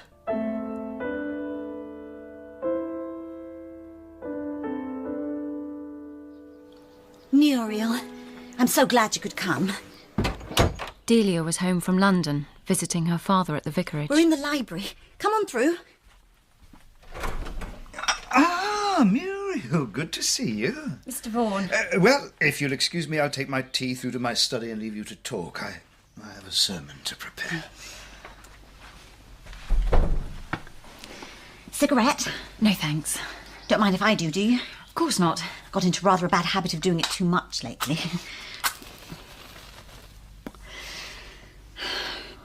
Truth is, Father and I have been talking about you. Oh? Hope you don't mind. Oh, no. He's been worried about you. He's been worried about you too. Yes. What are you doing with yourself in Marshington these days? Oh, not a great deal. Do you ever see anything of Godfrey Neal? No, but I hear he comes to visit his mother occasionally. I saw him once in London. Is he still engaged to that girl? Claire, yes. She's a friend of yours, isn't she? But I haven't seen her for years. Muriel, I've often wondered why you didn't go to college. Oh, well, as a matter of fact, I did once think that I should like to, but Mother wasn't frightfully keen on it either, and I wanted to help her. Don't you think that this self-deprecation of yours was a little like cowardice, though? What do you mean? Well, that somewhere inside yourself you thought that by helping your mother you would escape the responsibility of having to help yourself, making decisions. I had no choice. My dear, that is where you are very, very wrong. Your life is your own and nobody can take it from you. Delia... The really fatal thing is to let other people make your choices for you and then blame them if your schemes go wrong. Look, Delia, it's all very well for you to talk about choices and things. You've really had everything. The best of both worlds. Love to remember and work to do. You know, you object to faults like vagueness and not taking responsibility for your own life, but you don't really know what they mean. You're clear-sighted. How can you know what blindness is when you can see? But I know what it's like. I know what fear and stupidity and muddle-headedness can feel like. I'm sorry. I should have spelt all this out for you years ago before I went away. When we talked that evening walking home after the Primrose picnic. The only thing that matters in Marshington is sex success, you said to me. You were the only person who ever tried to undeceive me. Oh, where are you going? Home, back to Miller's Rise. Sit down. Why? I'm keeping you. No, I'm going to keep you. Muriel, I'm ill. Ill? Not very ill. Sit down. But I shall be unless I change my way of living. The worst thing about being a reformer is that you can't stop. I ought to move into a flat where I can have decent meals, a good diet. I have enough money for the flat, but not enough to pay someone to cook for me, and I haven't time to do it myself. Someone to help with the office work. What do you think I should do? Perhaps you should get someone to share the flat and take care of the running of it. Whoever shared with me would need a good deal of patience. I live largely on platforms and in publicity. I keep unsociably long hours. I run one of the most provocative and militant societies in the country. I'm pursued by anonymous letters, threatened libel actions, clergymen with outraged sensibilities. Now, one might be alarmed by you, but anyone who lived with you would soon grow to respect and appreciate you for what you are and do. It's having nothing to do, not too much, which is intolerable. So, I should go ahead and ask anyone you can think of. But whatever you do, make sure that you get someone who can cook. Muriel, you are marvellous. Can you cook? What? But no, I'm not going to tax your charity and ask you. No, of course not. I'm much too stupid, but... But you... If I did ask you... If you did... I should say that Father is arranging a bank account for me at this very moment. I shall soon be independent with an income. But you can't want to come. More than anything else I can think of in the world. So why don't you ask me? Delia? Delia, have you seen my glasses? Father! Oh, Father, come in, do. I've got something to tell you.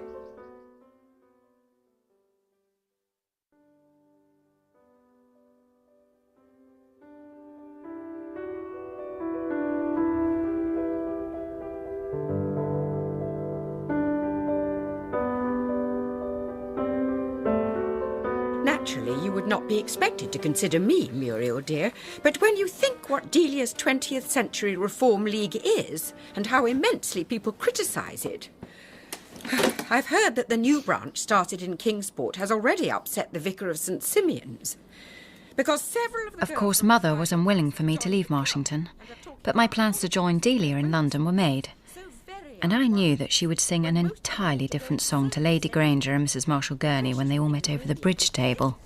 Yes, Muriel is very brave.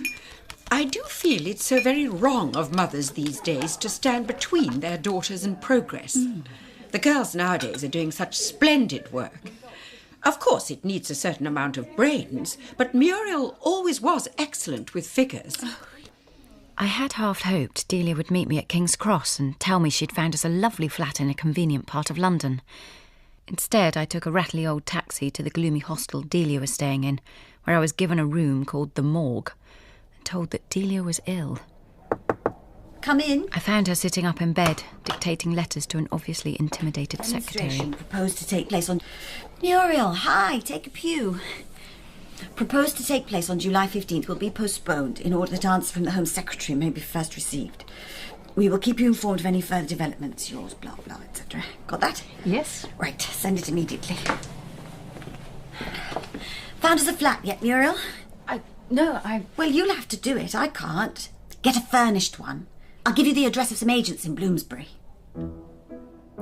House agents scared me, but my basic instinct for economy refused to allow me to take furnished accommodation. Eventually, I found a suitable 2-bedroom flat, and when Delia, still shockingly unfit for work, departed on a speaking tour, I set to turn it into a home. Blue curtains, hand-painted lampshades, and a luxurious soft armchair for weary bones to rest. And space everywhere. And there were yellow roses in rough blue vases in every room as I waited that afternoon for Delia's imminent return. She must like it. She must like it. Muriel, thank goodness you're here. Where are the Hansards for last year? Down there on the bottom shelf. Delia, what do you think of the flat? Where is it? The one for the 21st of May. Why can't you put things where I can find them? I'll never catch that train at this rate. Will you get me a cup of tea? It was then that I realised the disadvantages of trying to please people possessed by an idea. Bye. Back later. Don't know what time. She might have shown some gratitude. Doesn't take a minute to say how pretty. For nearly 2 hours alone in the flat, I forced back the desire to run away. But then, when she stumbled in, almost blind with fatigue... Delia, you look terrible. Sit down. It's all right. I took her coat, sat her down in the armchair and brought her some food. Well, Muriel, I always knew that you had discrimination, but all this amounts to genius. One day your husband will be grateful to me for giving you a little training. But I'm not going to get married. I'm going... Delia? My life fell into a routine then. I spent my mornings helping at the offices of the League, and the rest of the day shopping, organising the flat and writing letters. I felt for the first time I was thinking in a different way. Beyond me and my life, beyond the personal. Every night, when Delia came home early enough, we discussed important issues over supper, or simply talked. I can't help thinking that some of the women in the League like a fight for the sake of it. Surely it doesn't do any good to pretend that all the people who don't quite agree with one are scoundrels. So often things are wrong because nobody knows how to put them right. We're just human, though, aren't we? The way I see it, we're all partly workers for some movement like the League and partly men and women. It's a strange thing, this sex business. You go along quite happily disregarding it for years, and then suddenly something comes along that rouses the sleeping thing, and away we go over the windmills. You're talking about Martin Elliot. My mind misses him still. Always will, I suppose. My body, well, thank God who made a singularly imperfect world in order that people might work off their superfluous energies in order to straighten it.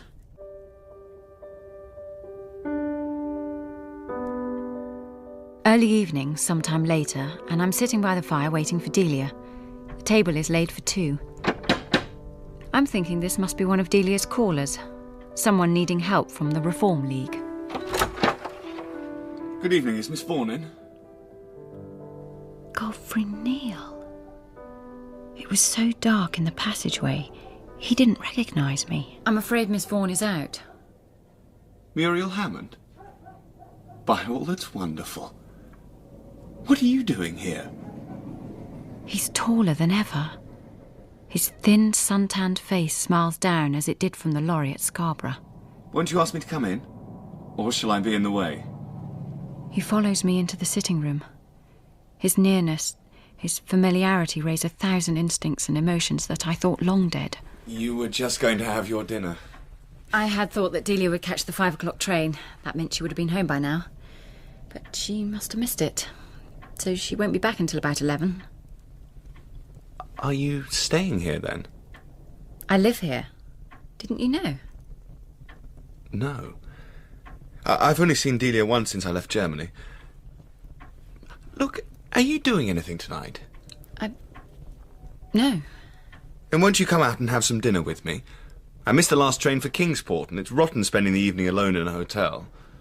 Well, I'd better not leave the flat in case Delia comes back. Why don't you stay and have supper with me? I say that's awfully good of you to ask. Are you sure? Of course. Do sit down. Take a cigarette. You don't mind if I go and get the supper ready, do you? No, of course not. Thank you. I can't begin to cook. I'm so agitated and angry. Why isn't he with Claire? How dare he come here? How dare he? I haven't seen him since the shelling of Scarborough. Does he remember our kiss? His arms around me and me, then waiting and waiting for a letter that never came? Sham kiss, sham love, pitiful adventures stirred by the recollection of sham peril. I can't face him. I can't. London's a filthy place. What on earth made you girls choose to live here? Our work is here, and I find it infinitely preferable to Marshington. Don't you like Marshington? I loathe it with all my being. I say, is there really something about Marshington that makes girls hate it? Yes, but I couldn't possibly explain it to you. I wish you would. But it doesn't concern you. It concerns me damn well. You better ask Claire then. She might tell you. Thank you. I don't need to ask Claire's opinion. No, I suppose not. I suppose you wouldn't care much either what she thought. Opinions of women don't usually matter much to people like you. I say, don't be too hard on a fellow. I did care. Did? What do you mean? Claire can go to the devil now. Really? Have you quarrelled? Quarrelled? No, we just, Oh, damn it all, we've just come to the end of it, that's all. Oh. I'm sorry. It's all right. You'll have to know sometime. Everyone will. She said that she couldn't stand living at the Weir Grange. Wanted to drag me up to town to live. Good Lord, everyone knows I couldn't bear leaving the place. And there's the estate to be looked after. Of course. I might have known she could never put up with it. I suppose being engaged to a fellow is one thing, and marrying him another. I expect you knew. What? That she'd never stick living at the Weir Grange. You were her friend. I didn't think. There, I've been thinking for years that I was going to marry her. And all the time it was impossible. She couldn't stand that life. Wasn't fit for it. Spoiled by all this singing and publicity and having her photograph in the papers. Didn't see why I shouldn't shut up the Grange and come and live in London or Paris or some foreign hole. Wasn't 3 years in Germany in a prison camp enough? But no, she'd have her own way. I told her I wanted a wife, not a prima donna. I'd have been jolly decent to her. There aren't many men who'd have been as patient all these last months. She used to be a jolly little kid, though. I'll get her some coffee. That would be nice. I saw it all clearly then. Claire had been his ideal, a star remote and bright. But Godfrey was not the man to cast off everything for an ideal. He was rooted and grounded in tradition. He belonged to the Weir Grange far more than it belonged to him. His years as a prisoner of war in Germany had never touched him because he carried the environment of the Grange with him. I let him talk and smoke and fall into long silences beside the fire. I suppose that I cared for her less than I thought. No, you loved her, truly. It was she who was not quite what you thought you loved. I've been a damn fool. Oh, you mustn't think like that. Your love was fine, not foolish. Don't think of yourself or her as small. Think of her still as noble and beautiful. You were right to love her. She was a ripping kid. That time she came to Marshington. Oh, I thought so too. I loved her at school, as though she was something wonderful. She was. Oh, she was. But she's selfish. Heartless as hell. And I was a fool. She's not. Listen to me. Claire has an artist's temperament, swift and changeable. She didn't understand you. How could she come and bury herself in the country? Yes. And you weren't a fool. It was inevitable that you should love her.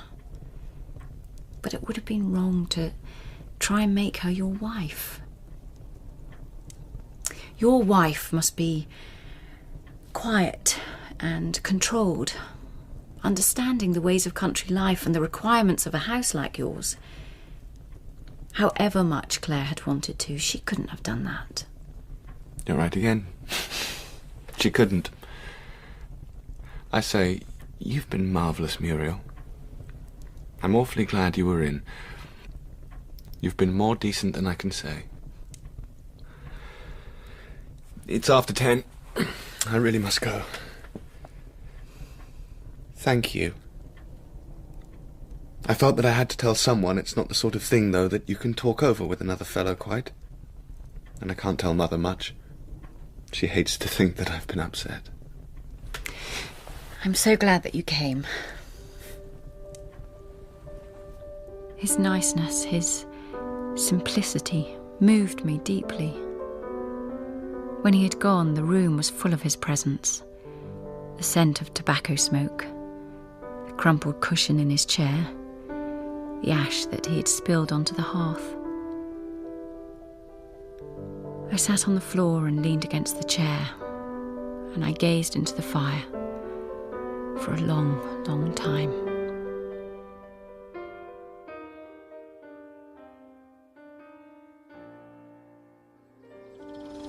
Bye, Godfrey, and thanks. Bye. See you tomorrow. August 1920, and I'd come back to Marshington for a few days to attend the first Weir Grange fete to be held since before the war. I hadn't been on a visit home since I'd left to take the flat in London with Delia. Oh, Muriel, dear girl. Mother, so lovely to see you. After all this time, 6 whole months. We've been so busy. The car you got out of, was that? Godfrey's car, yes. I travelled up with him. He's been in town on business. Do you see him often? Occasionally. Now, it's Annie's day off, so if you leave your suitcase here, your father will take it up for you when he comes in. Oh, it's all right, it's not heavy. I'll take it up now.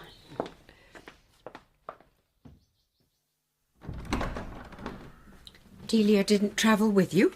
She had some work to finish, so she's catching a later train. Oh.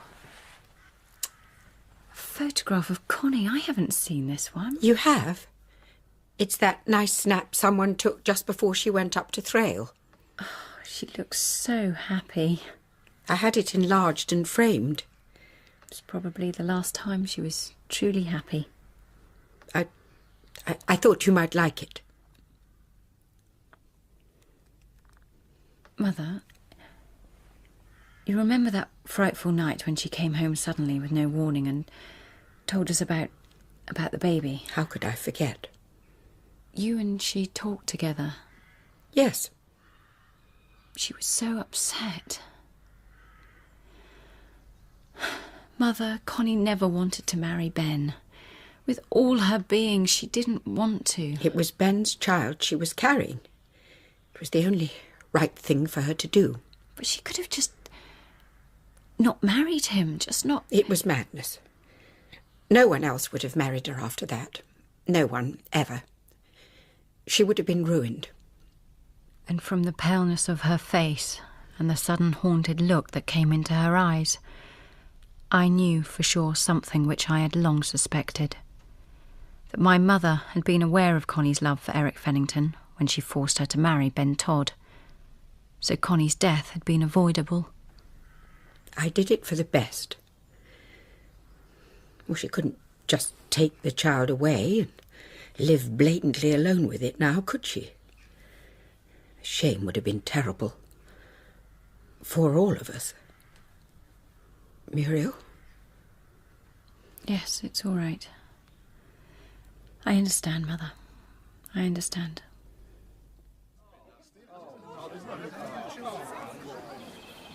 This garden fete for the British Legion in the year of our Lord 1920 means far more than just an entertainment local to Marshington. It signifies the final abandonment of 6 years of gloom and difficulty. This occasion is a great triumph. He's even more handsome than I remember him. So like the Prince of Wales, don't you think? Oh, Mother. He's very nervous of appearing in public, though. He told you that, did he? Yes. Confided in you? But more than anything, it gives me very great pleasure to be here again among my own people.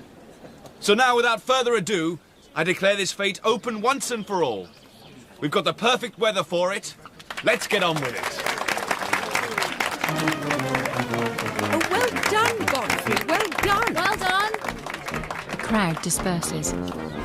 There are coconut shies in the park, tea on the top terrace, stalls in the rose garden, and a bran tub and fortune-telling and a concert.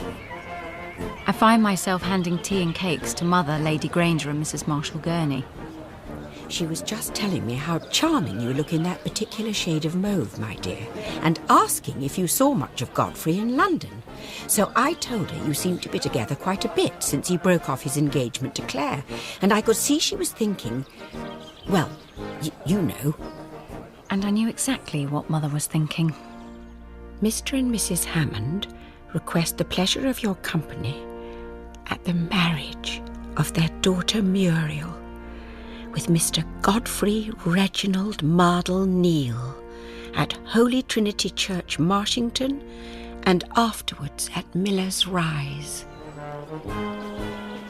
If you've finished your tea, Muriel... Oh, Godfrey. Perhaps you and I can take a stroll around the estate. There are some changes I'd like to show you since you were last home. Give me your hand and climb up here with me. I want you to see this. What do you think?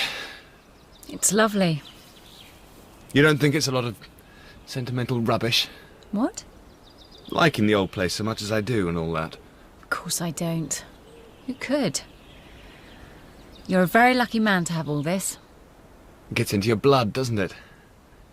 Now, do you see those bullocks there, in the far pasture? Oh, yes. They're Jerseys. I'm breeding them as an experiment.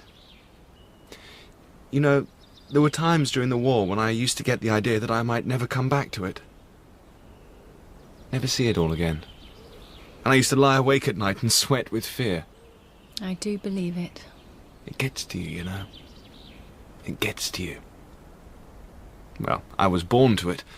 But you were right. Claire could never have understood this. You know, you've got to have a wife that understands. Not that I regret any of it. Claire, I mean. I'm glad it happened. I wouldn't want not to have known her. Except for one thing. What's that? Muriel, if I wanted a girl to marry me, do you think... I mean, would she mind that I had given Claire something? Something I'll never have to give again? I mean, that first emotion. So strong. Well, I think most girls wouldn't mind. Very few women marry the man they first fell in love with. And very few men marry the girl who first attracted them. When they do, those marriages don't seem to be the happiest. You really think so? Yes. We've known each other a long time. Yes. Could you... do you think... What? I love you. With everything that I didn't give to Claire, I love you. Will you marry me? Take your time and think it over. Godfrey... No, don't hurry. But I'll be good to you, I swear. Dear Muriel, do you think you might find it possible to care? Care? Once, when I was a little girl, I danced with you at a party. I was very shy and rather left out, and only you were very kind to me. I think I fell in love with you then. Did you? And years later, when I left school and returned to Marshington, we played together at the tennis club. The very first time I played. Did we really? Oh, I thought you were the king, the wonderful one. I hardly dared play with you. Silly child. I came home from school so full of hope, you see.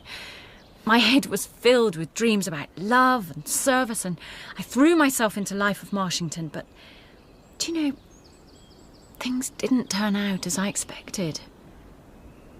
I hadn't been home for more than a year when I found that only one thing mattered here for a girl, and that was to get married. Muriel. And it took me 6 years to discover that I wasn't the sort of girl that men wanted to marry. I started to think of life as a dance, where the girls had to wait for men to ask them, and if nobody came, they must still wait, smiling and hoping and pretending not to mind. And one by one, the things that I'd cared about fell away. Astronomy, music, mathematics, none of these mattered.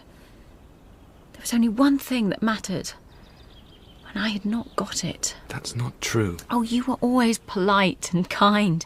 You always came and asked me for a waltz when we were at the same dance. You never thought it mattered so much to me, though, did you? No. Do you remember the day the Germans bombarded Scarborough? I remember. And you came to my aunt's house, where I was staying.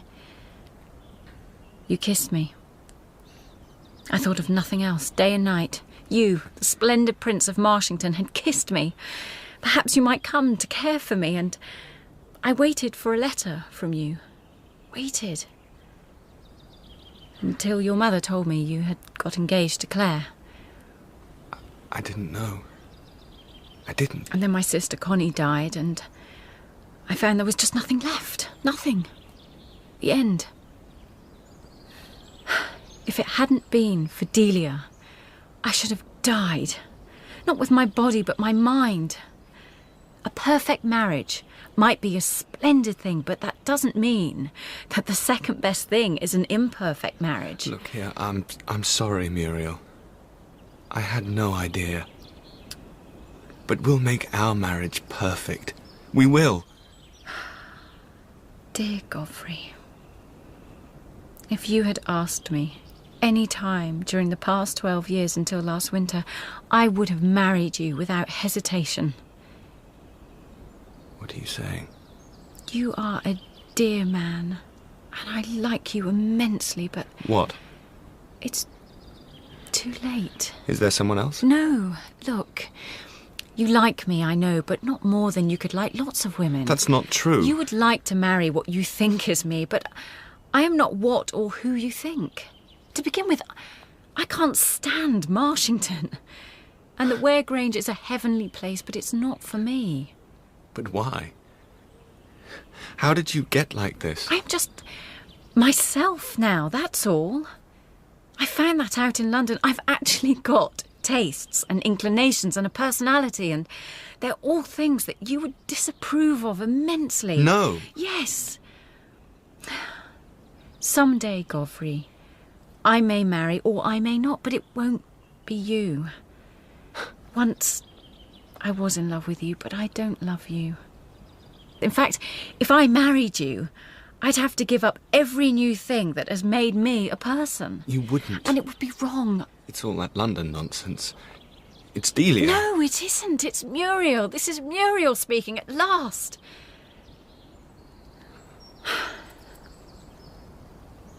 I've talked too long and kept you away from the fate, I must let you go. Please don't be more angry with me than you can help. At least we've been honest with each other. Yes. We've been honest. I'm going back to London tomorrow. Very good luck to you, Godfrey. By Jove, Muriel, you're a fine woman. I'm only just beginning to realise what I've missed.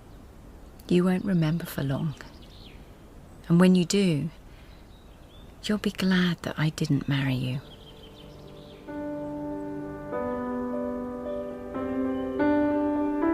He took my hand and held it for an instant. Then I turned. I lifted my head. The sun shone warm on my face as I walked steadily away along the drive, without looking back.